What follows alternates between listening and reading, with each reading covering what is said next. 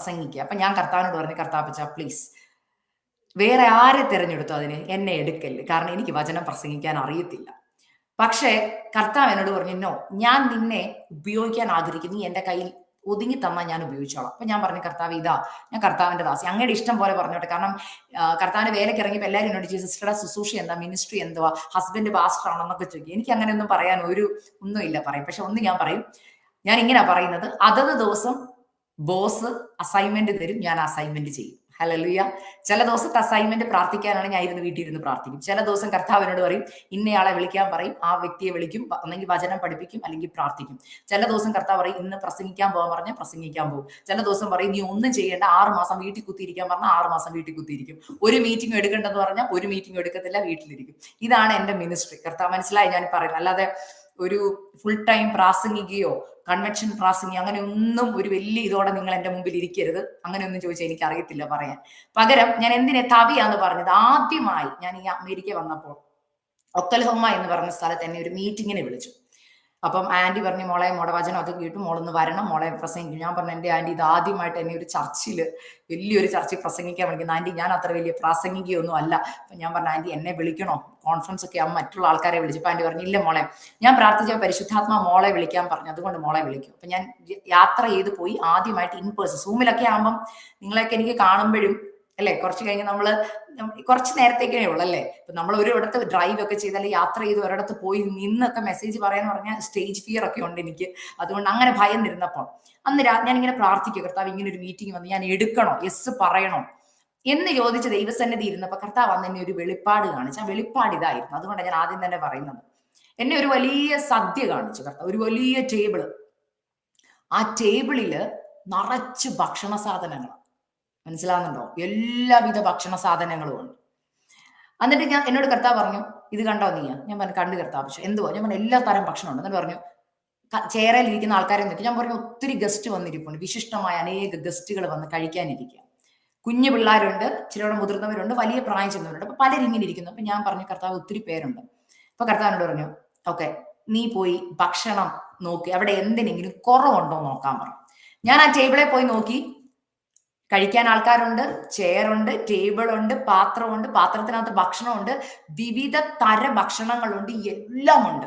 Plate വരെ ആൾക്കാരുടെ ഫ്രണ്ടിലുണ്ട്. അപ്പൊ കർത്താവ് പറഞ്ഞു, എല്ലാം ഉണ്ടോ, കുറവൊന്നുമില്ല? ഞാൻ പറഞ്ഞു, ഇല്ല കർത്താവ്, പക്ഷെ എല്ലാം ഉണ്ട്. കർത്താവ് പറഞ്ഞു, ഒരു കുറവും കാണുന്നില്ല? ഇല്ല.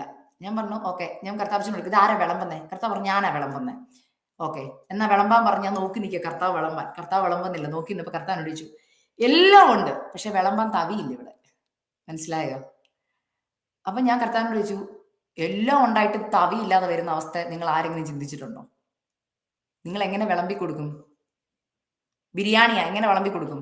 അപ്പൊ ഞാൻ കർത്താവിനോട് ചോദിച്ചു, കർത്താവ് തവി വേണം. കർത്താവ് എന്നോട് പറഞ്ഞു, എല്ലാം ഉണ്ടായിട്ടും തവി ഇല്ലാതെ വന്നാൽ ഈ ഭക്ഷണം ഫ്രണ്ടിലുള്ള പാത്രങ്ങളിൽ ചെല്ലത്തില്ല. ഇതുപോലെ ഞാൻ ആ ഭക്ഷണം ഉണ്ടാക്കി, എന്റെയാണ് വചനം, ഞാനാണ് ഈ വചനം വിഭാഗിച്ചു കൊടുക്കേണ്ടത്. എന്നാൽ എനിക്കൊരു ഉപകരണം ആവശ്യമായി ഇത് എത്തിച്ചു കൊടുക്കാൻ, അതായത് നിങ്ങളുടെ പാത്രങ്ങളിൽ എത്താൻ.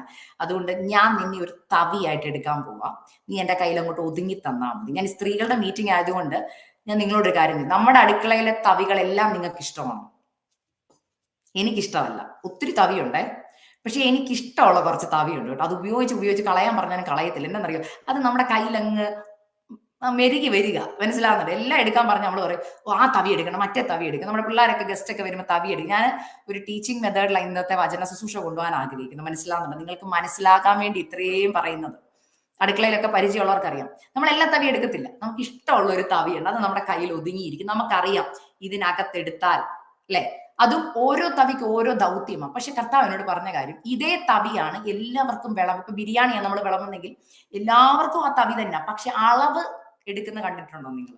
കുഞ്ഞു കൊച്ചിന് കൊടുക്കുന്ന അളവാണോ പ്രായമുള്ളവർക്ക്? അല്ലല്ലേ. പക്ഷെ ഒരേ തവി വിവിധ അളവുകളിൽ ഉപയോഗിക്കാൻ പറ്റും, അല്ലേ? ഇതുപോലെ ഞാൻ വെറും തവിയായിട്ട് ഇന്ന് നിങ്ങളുടെ മുമ്പിലായിരിക്കുന്നത്. നിങ്ങളുടെ ഓരോരുത്തരുടെ ആവശ്യങ്ങൾക്ക് അനുസരിച്ച് കർത്താവ് എന്റെ കയ്യിൽ കൂടി, എന്റെ വായിൽ കൂടി വചനം പറയാം. അതുകൊണ്ട് ഫുഡിന് കംപ്ലൈന്റ് വന്നാൽ, ചിലർക്ക് പോഷകമുള്ള ഫുഡ് ഇഷ്ടമല്ല, അല്ലേ? ചിലപ്പോൾ ഇന്ന് ഭയങ്കര ഡയറ്റായ ഒരു ഫുഡായിരിക്കും, പിന്നെ വചനമായിരിക്കും നിങ്ങൾക്ക് തരുന്നത് കേട്ടോ. നിങ്ങൾക്ക് ഇഷ്ടമുള്ളതൊന്നും ചിലപ്പോൾ അതിനകത്ത് കണ്ടെന്ന് വരത്തില്ല. ചിലപ്പോൾ നിങ്ങൾക്ക് ഇഷ്ടപ്പെട്ടത് കിട്ടിയെന്നിരിക്കും. മനസ്സിലാവുന്നല്ലോ? ചിലപ്പോൾ കർത്താവ് പറയും ഇന്ന് മോളെ ഡയറ്റ്, അതുകൊണ്ട് ഷുഗർ ഒക്കെ കുറച്ചേക്കുക, ഒത്തിരി ചോറ് കഴിക്കുന്നവർക്ക് നീ ഇച്ചിരി ചോറുള്ളൂ, ബാക്കി മൊത്തം പച്ചക്കറിയാന്ന് പറഞ്ഞാൽ സന്തോഷത്തോടെ കർത്താവ് തന്ന് മേടിച്ച് കഴിച്ചോണം കേട്ടോ. കാരണം അത് അനുഗ്രഹമാണ്. അതുകൊണ്ട് ഞാൻ പറഞ്ഞതിന്റെ സാരം, വചനം കർത്താവിന്റെ, പാചകം ചെയ്തതും കർത്താവ്. അപ്പൊ ഭക്ഷണത്തിന് കുറവുണ്ടെങ്കിൽ നിങ്ങൾ ആരോട് പരാതിപ്പെട്ടോണം? നിങ്ങൾ ആരെങ്കിലും ഇന്ന് വരെ ആരെങ്കിലും തവിയെ പ്രശംസിച്ച് കേട്ടു? ഇന്നത്തെ വചന ശുശ്രൂഷ അനുഗ്രഹമായി തീർന്ന ആരും എന്നെ പ്രശംസിക്കേണ്ടെന്നാ പറഞ്ഞതിന്റെ അർത്ഥം. വചനം തവി ആരെങ്കിലും ഇന്ന് പ്രസംഗിച്ച്, നിങ്ങൾ ആരെങ്കിലും ഗ്രീറ്റ് ചെയ്തിട്ടുണ്ടോ? വാവ് തവിയെ, ഇന്ന് നീ തന്ന ബിരിയാണി കൊള്ളായിരുന്നു എന്ന് പറഞ്ഞിട്ടുണ്ടോ? ഇല്ല. ആരെയാ നമ്മൾ പറയുന്നത്, അപ്രിഷിയേറ്റ് ചെയ്യുന്നത്? വിളമ്പി തന്ന ആളെ അല്ലേ? വാ, ഉണ്ടാക്കിയ ആളെ അപ്രിഷിയേറ്റ്. ഇതുപോലെ അപ്രിസിയേഷൻ ഒക്കെ കർത്താവിനാ. ഞാൻ വെറും തവിയെ. പക്ഷേ വചനം അങ്ങോട്ട് കൈമാറുമ്പോൾ കഴിക്കേണ്ട ആരുടെ ചുമതലയാണെന്നറിയും? നിങ്ങളുടെ ചുമതല. അതുകൊണ്ട് ആഗ്രഹത്തോടെ ഈ ഉപവാസ പ്രാർത്ഥനയിൽ അപ്പ എന്നെ ഏൽപ്പിച്ചു തരിക. അപ്പ തരുന്നത് എന്തായിരുന്നാലും എന്റെ അളവിനനുസരിച്ച് എന്റെ അപ്പം തരത്തു. അല്ലേ? അല്ലേ? നിങ്ങളുടെ കുഞ്ഞുങ്ങളുടെ അളവ് ആർക്കറിയാവുന്ന? നിങ്ങൾക്കറിയാവുന്ന. അതുകൊണ്ട് നമുക്ക് അങ്ങനെ വളരെ പ്രതീക്ഷയോടും ആഗ്രഹത്തോടും കൂടെ നിങ്ങൾ ഇന്ന് ദൈവസന്നിധിയിലായിരിക്കുക. ദൈവവചനം ഞാൻ എടുക്കുവാൻ ആഗ്രഹിക്കുകയാണ്. ഞാൻ എടുക്കുവാൻ ആഗ്രഹിക്കുന്ന വിഷയം, ഈ ഉപവാസ പ്രാർത്ഥനയിൽ നിങ്ങൾക്ക് ഉപയോഗപ്പെടുന്ന ഒരു വിഷയമാണ് കർത്താവ് എനിക്ക് നൽകി തന്നിരിക്കുന്നത്. എന്നാൽ അത് അനുസരിക്കുവാൻ നിങ്ങൾ സന്നദ്ധരായിരിക്കണമെന്ന് ഞാൻ അഭ്യർത്ഥിക്കുകയാണ്. ആകയാൽ ഇന്നത്തെ വചന ശുശ്രൂഷയ്ക്ക് വേണ്ടി ദൈവം എനിക്ക് നൽകി തന്നിരിക്കുന്ന വചനം ഇതാണ്. യെശയ്യാ പ്രവാചകന്റെ പുസ്തകം 57 അധ്യായം അതിന്റെ 19 വാക്യത്തിന്റെ ആരംഭ ഭാഗം. യെശയ്യാവ് 57 അധ്യായം അതിന്റെ 19 വാക്യത്തിന്റെ ആരംഭ വാക്യം ഞാൻ വായിക്കുവാൻ ആഗ്രഹിക്കുന്നു. ഞാൻ അധരങ്ങളുടെ ഫലം സൃഷ്ടിക്കും. മനസ്സിലായോ? ഞാൻ അധരങ്ങളുടെ ഫലം സൃഷ്ടിക്കും. ഇത് ഇംഗ്ലീഷ് ബൈബിളിൽ ഇങ്ങനെയാണ് കൊടുത്തിരിക്കുന്നത്. I create the fruit of your lips. I create the fruit of your lips. നിങ്ങളുടെ അധരത്തിൽ നിന്ന് വരുന്നതിനെ ഞാൻ സൃഷ്ടിക്കുമെന്ന്. മനസ്സിലായോ ഞാൻ പറയുന്നതിന്റെ അർത്ഥം? സിമ്പിളായിട്ട് പറഞ്ഞാൽ നിങ്ങളുടെ അധരഫലം ദൈവം സൃഷ്ടിക്കുമെന്ന്. ഓക്കെ? അപ്പൊ ഞാൻ ചോദിക്കുന്ന ചോദ്യം, ദൈവവചനം പറയുന്നു നിങ്ങളുടെ അധര ഫലം സൃഷ്ടിക്കുമെന്ന് പറയുമ്പോൾ എന്തുവാ അതിന്റെ സിമ്പിളായ അർത്ഥം? നമ്മുടെ വായിൽ നിന്ന് വരുന്നതൊക്കെ എന്ത് ചെയ്യും? ചില പ്രവൃത്തി ചെയ്യും, ഇല്ലേ? അപ്പം നമ്മുടെ വായിക്ക് ശക്തി ഉണ്ടോ? ഉണ്ട്.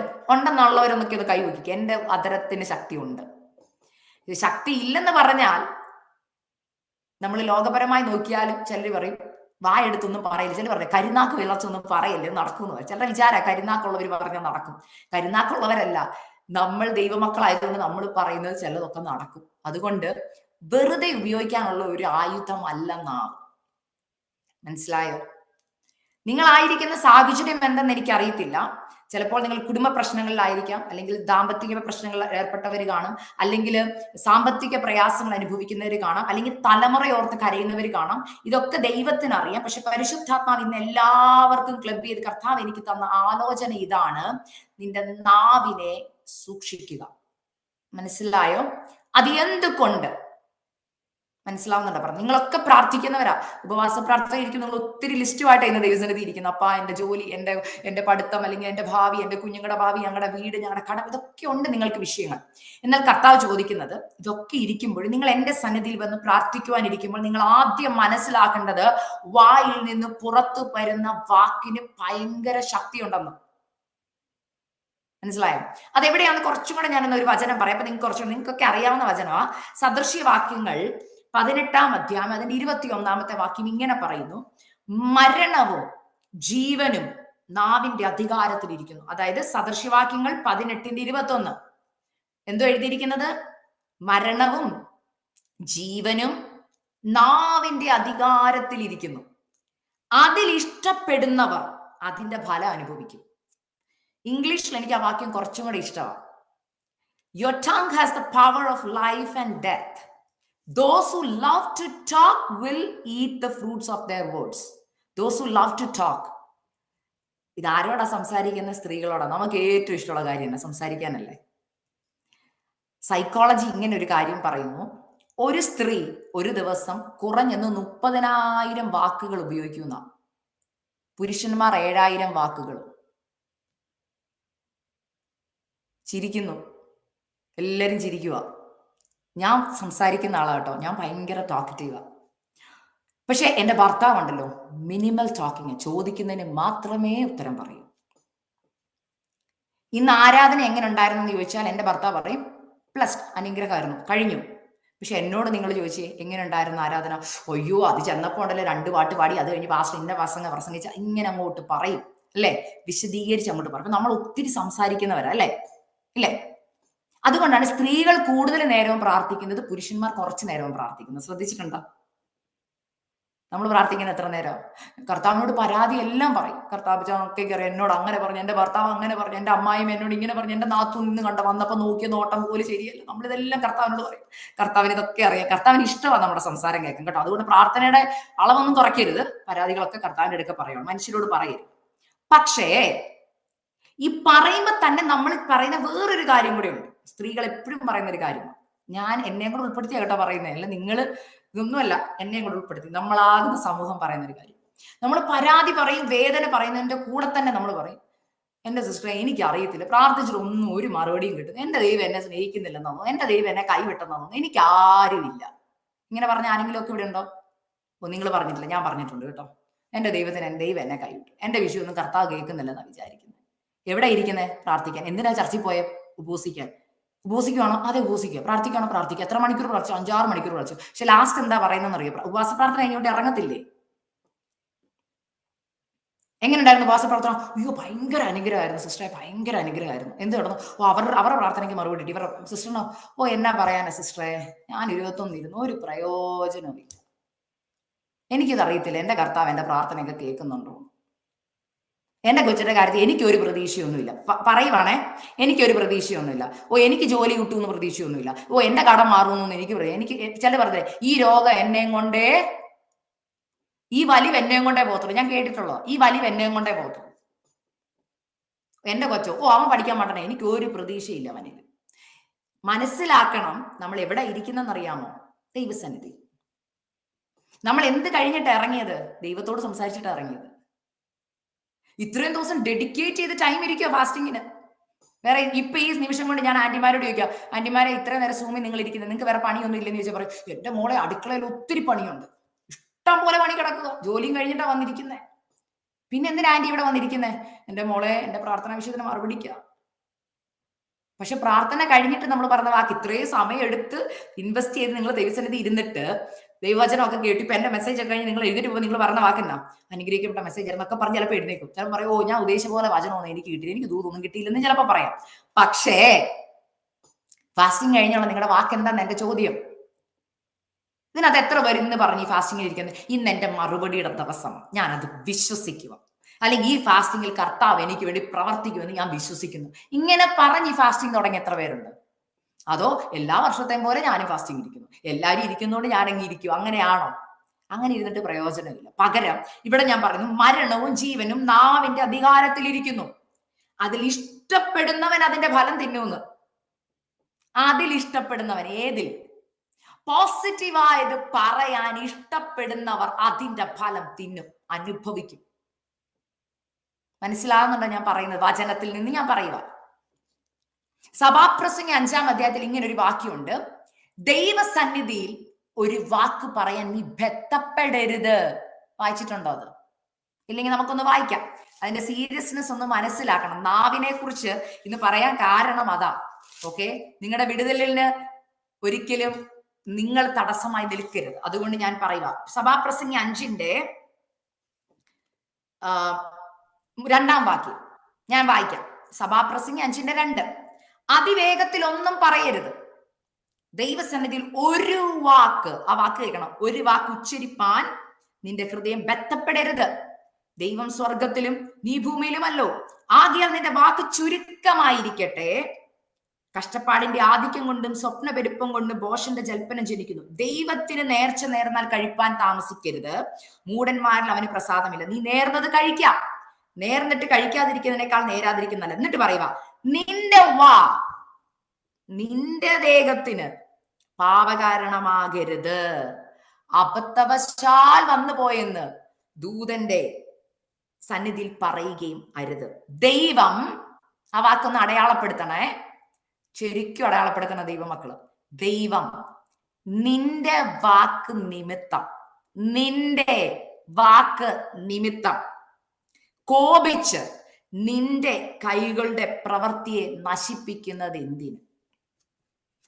മനസ്സിലായോ? സ്വപ്ന ബഹുത്വത്തിലും വാക്ക് പെരുപ്പത്തിലും വ്യർത്ഥതയുണ്ട്. നീയോ ദൈവത്തെ ഭയപ്പെടുക. ഇതിന് എന്ത് മനസ്സിലായി? ഇതിനകത്ത് റിപ്പീറ്റഡ് ആയിട്ട് പറഞ്ഞ വാക്കുണ്ട്, വാക്ക്, നാവ്. കേട്ടോ? അപ്പൊ നാവിന് ശക്തി ഉണ്ടോ ദൈവമക്കളെ? ഉണ്ട്. ഇവിടെ പറയുക ദൈവസന്നിധിയിൽ ഒരു വാക്ക് പറയാൻ ബന്ധപ്പെടരുത്. അതായത് രണ്ടുപേർ നമ്മൾ ഈ ഭൂമിയിലായിരിക്കുമ്പോൾ രണ്ടുപേർ ഐക്യമത്യപ്പെട്ട് വന്ന് ദൈവസന്നിധി പ്രാർത്ഥിക്കാനിരിക്കും. ഇപ്പൊ നിങ്ങൾ സിസ്റ്റർ സൂം ഓൺ ആക്കിയപ്പോ തന്നെ ഒരാളും കൂടെ ജോയിൻ ചെയ്തപ്പോ തന്നെ ദൈവസാന്നിധ്യം ഇവിടെ ഇറങ്ങി. ഞാൻ ഇരിക്കുന്ന ഈ മുറിയിലുണ്ട് ദൈവസാന്നിധ്യം, നിങ്ങളായിരിക്കുന്നിടത്തുണ്ട് ദൈവസാന്നിധ്യം. മനസ്സിലായോ? ആ ദൈവം ഇരിക്കുമ്പോൾ പിന്നെ പറയുന്ന ഓരോ വാക്കും ആര് കേൾക്കുക? ദൈവം കേൾക്കുക. മനസ്സിലായോ? ഇപ്പൊ ഞാൻ ദൈവസന്നിധി ഇരുന്നിട്ട് ഇപ്പൊ ഇവിടെ ഇരിക്കുക, നിങ്ങൾ അവിടെ ഇരിക്കും, ഞാൻ സൂമില്ല. പക്ഷെ ഇപ്പൊ എന്റെ വീട്ടിൽ ആൾക്കാരുണ്ട്, ഞാൻ ചിലപ്പോൾ സംസാരിക്കുമ്പോൾ അല്ലെ അവരോട് കാര്യങ്ങൾ പറയുമ്പോൾ, ഓ ഇന്നത്തെ മീറ്റിങ്ങിനെ കുറിച്ചോ അല്ലെങ്കിൽ എന്തിനെങ്കിലും കുറിച്ച്, എന്റെ ഭാവിയെ കുറിച്ചോ ഒരു വിഷയത്തെ കുറിച്ച് ചോദിക്കുമ്പോൾ ഞാൻ പറഞ്ഞ വാക്ക് എന്റെ കർത്താവ് കേൾക്കുക. അതുകൊണ്ട് പറഞ്ഞ ദൈവസന്നിധിയിൽ ഒരു വാക്ക് പറയാൻ ബന്ധപ്പെടരുത്. പലപ്പോഴും നമ്മൾ ചെയ്യുന്ന ഒരു കാര്യമാണ്, നമ്മൾ ബന്ധപ്പെട്ട് പല കാര്യങ്ങൾ പറയും. അതിൽ ആദ്യത്തെ കാര്യം, ഞാൻ നിങ്ങൾ ഉപവാസത്തിൽ ഇരിക്കുന്നത് കൊണ്ട് കുറവ് പരിശുദ്ധാത്മാവ് എന്നോട് പറയുന്ന നിങ്ങളോട് പറയുക. നിങ്ങൾ ചോദിച്ചില്ലേ സിസ്റ്ററെ, വർഷങ്ങളായി പ്രാർത്ഥിക്കുന്ന ഒരു വിഷയം, പക്ഷെ എനിക്ക് മറുപടി കിട്ടുന്നില്ല, ഒരു ചലനം പോലും കാണുന്നില്ല. അതിന്റെ പൂർണ്ണ കാര്യം പരിശുദ്ധാത്മാവിനോട് പലരും, നിങ്ങൾ ഒത്തിരി ഉപവാസ പ്രാർത്ഥനകൾ പങ്കെടുത്തിട്ടുണ്ടാവും, നിങ്ങൾ ഒത്തിരി മെസ്സേജ് കേട്ടിട്ടുണ്ട്, നിങ്ങൾ പല പ്രവാചകന്മാരുടെ അടുത്ത് ചെന്ന് ചോദിക്കുക, സിസ്റ്റർ എന്തുകൊണ്ട് എനിക്ക്, അല്ലെങ്കിൽ പാസ്റ്റർ എന്തുകൊണ്ട് എന്റെ ഈ വിഷയത്തിന് മറുപടി ഇല്ലാത്ത, പാസ്റ്റർ ഒരു ചലനം കാണുന്നില്ല പാസ്റ്റർ. എന്നോട് പരിശുദ്ധാത്മാ പറയുന്നു, അങ്ങനെ ചോദിച്ച ചിലരോട് കർത്താവ് പറയാ, ഹിഡൻ ആരും ഇതുവരെ കണ്ടുപിടിക്കാത്ത ഒരു പ്രോബ്ലത്തിനകത്ത് നിങ്ങൾ വെട്ടുകിടക്കാത്ത എന്താന്ന് ഞാൻ അങ്ങോട്ട് പറയാം. പരിശുദ്ധാത്മാവ് പറയുക കേട്ടോ, നിങ്ങൾ വർഷങ്ങളായി പ്രാർത്ഥിക്കുന്ന ആ വിഷയത്തിനെ നിങ്ങളൊന്നും പുറകോട്ട് ചിന്തിക്കണം. ഇത് എന്ന് തുടങ്ങിയെന്ന് ചിന്തിക്കണം. ആ പ്രശ്നം ചിന്തിക്കുമ്പോൾ ആ സാഹചര്യത്തെ കുറിച്ച് പരിശുദ്ധാത്മാവ് പറയുക. ഇവിടെ പറയുന്നു, ദൈവത്തിന് നേർച്ച നേർന്നാൽ കഴിപ്പാൻ താമസിക്കരുത്. നേർന്നാൽ എന്ത് ചെയ്യണം? നിവർത്തിക്കണം. പരിശുദ്ധാത്മാവ് ആദ്യം എന്നോട് ദൂത് പറയാൻ പറയുന്നു, ഇവിടെ ചിലർ വർഷങ്ങൾക്ക് മുമ്പ് തലമുറകളെ നോക്കി നിങ്ങളുടെ പേഴ്സണൽ ലൈഫിൽ കർത്താവിനെ അറിഞ്ഞു വന്നപ്പോൾ നേർച്ച നേർന്നിട്ടുണ്ടായിരുന്നു പലതും ദൈവത്തോട്. കർത്താവേ ഈ വിഷയത്തിൽ നിന്ന് വിടുതൽ തന്നാൽ ഞാൻ ഇന്നത് കർത്താവിന് വേണ്ടി ചെയ്തോളാം. കർത്താവേ എനിക്ക് ഈ രോഗത്തിൽ നിന്ന് വിടുതൽ തന്നാൽ ഞാൻ ഇനി ട്രാക്ട് കൊടുത്തോളാം. കർത്താപ്പച്ചാ ഈ വിഷയത്തിൽ എനിക്ക് മറുപടി തന്നാൽ എന്റെ തലമുറയെ ഞാൻ കർത്താവിന്റെ വേലയ്ക്ക് കൊടുത്തോളാം. കുഞ്ഞുങ്ങൾക്ക് വിഷയം പറഞ്ഞു, കർത്താവിന്റെ വേലയ്ക്ക് കൊടുത്തോളാം. പിന്നെ പറഞ്ഞു, കർത്താവേ എനിക്ക് ഈ ജോലി തന്നാൽ ഞാൻ എല്ലാ വെള്ളിയാഴ്ചയും ചർച്ചിൽ പൊക്കോളാം. കർത്താവേ എനിക്ക് ജോലി തന്നാൽ ഞാൻ എന്റെ ദശാംശം കർത്താവിന് വേണ്ടി കൊടുത്തോളാം. കർത്താവേ എനിക്ക് ലീവ് തന്നാൽ ഞാൻ ഫാസ്റ്റിംഗ് ഇരുന്നോളാം. ക്വസ്റ്റ്യൻ ഇതാണേ, ചെയ്തു. എന്തുകൊണ്ടാണെന്നറിയോ? സ്വപ്ന ബഹുത്വം കൊണ്ടും കഷ്ടപ്പാടിന്റെ ആധിക്യം കൊണ്ടും പറഞ്ഞതാ. പക്ഷെ പരിശുദ്ധാത്മാവ് എന്നോട് പറയുന്നു, പലരും അത് നിവർത്തിച്ചിട്ടില്ലെന്ന്. നിങ്ങളുടെ ലൈഫ് നോക്കിയാൽ മതി കേട്ടോ, നിങ്ങൾ അവരവരുടെ ലൈഫ് നോക്കണം. വർഷങ്ങൾക്ക് മുമ്പ് പല കാര്യങ്ങളെ നോക്കി എടുത്ത തീരുമാനങ്ങൾ ദൈവസന്നിധിയിൽ പെൻഡിങ് കിടക്കുന്നെന്ന് പരിശുദ്ധാത്മാവ് എന്നോട് പറയുന്നു. ആ പെൻഡിങ് ചെയ്ത് തീർത്താൽ നിങ്ങളുടെ കാര്യത്തിൽ കർത്താവ് അടുത്ത സ്റ്റെപ്പ് എടുക്കും. നിങ്ങൾ കണ്ടിട്ടുണ്ടോ, പഞ്ചായത്തിലൊക്കെ നാട്ടിൽ പോയിട്ടുണ്ടോ?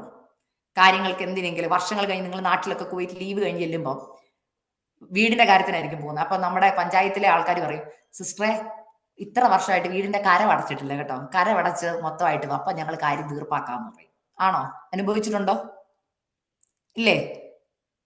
അതെ, ഇത്ര നാളത്തെ കുടിശ്ശിക കിടപ്പുണ്ട്, ആ കുടിശ്ശിക അടച്ചിട്ട് വാ, ബാക്കി ചെയ്യാം. ബാങ്കിൽ പോയാലും പറയും. ഇപ്പൊ ഞാൻ ചോദിക്കുന്നു, ഈ ഭൂമിയിലെ പലർക്കും കുടിശ്ശിക അടയ്ക്കാതെ അവർ നിങ്ങളുടെ കാര്യത്തിന് തീർപ്പുണ്ടാക്കുന്നില്ലെങ്കിൽ സർവശക്തനായ ദൈവത്തിന്റെ സന്നിധിയിൽ എന്ത് ലാഘവത്തോടെ തീരുമാനങ്ങൾ എടുത്തിരിക്കുന്നത് നിങ്ങൾക്കറിയാമോ?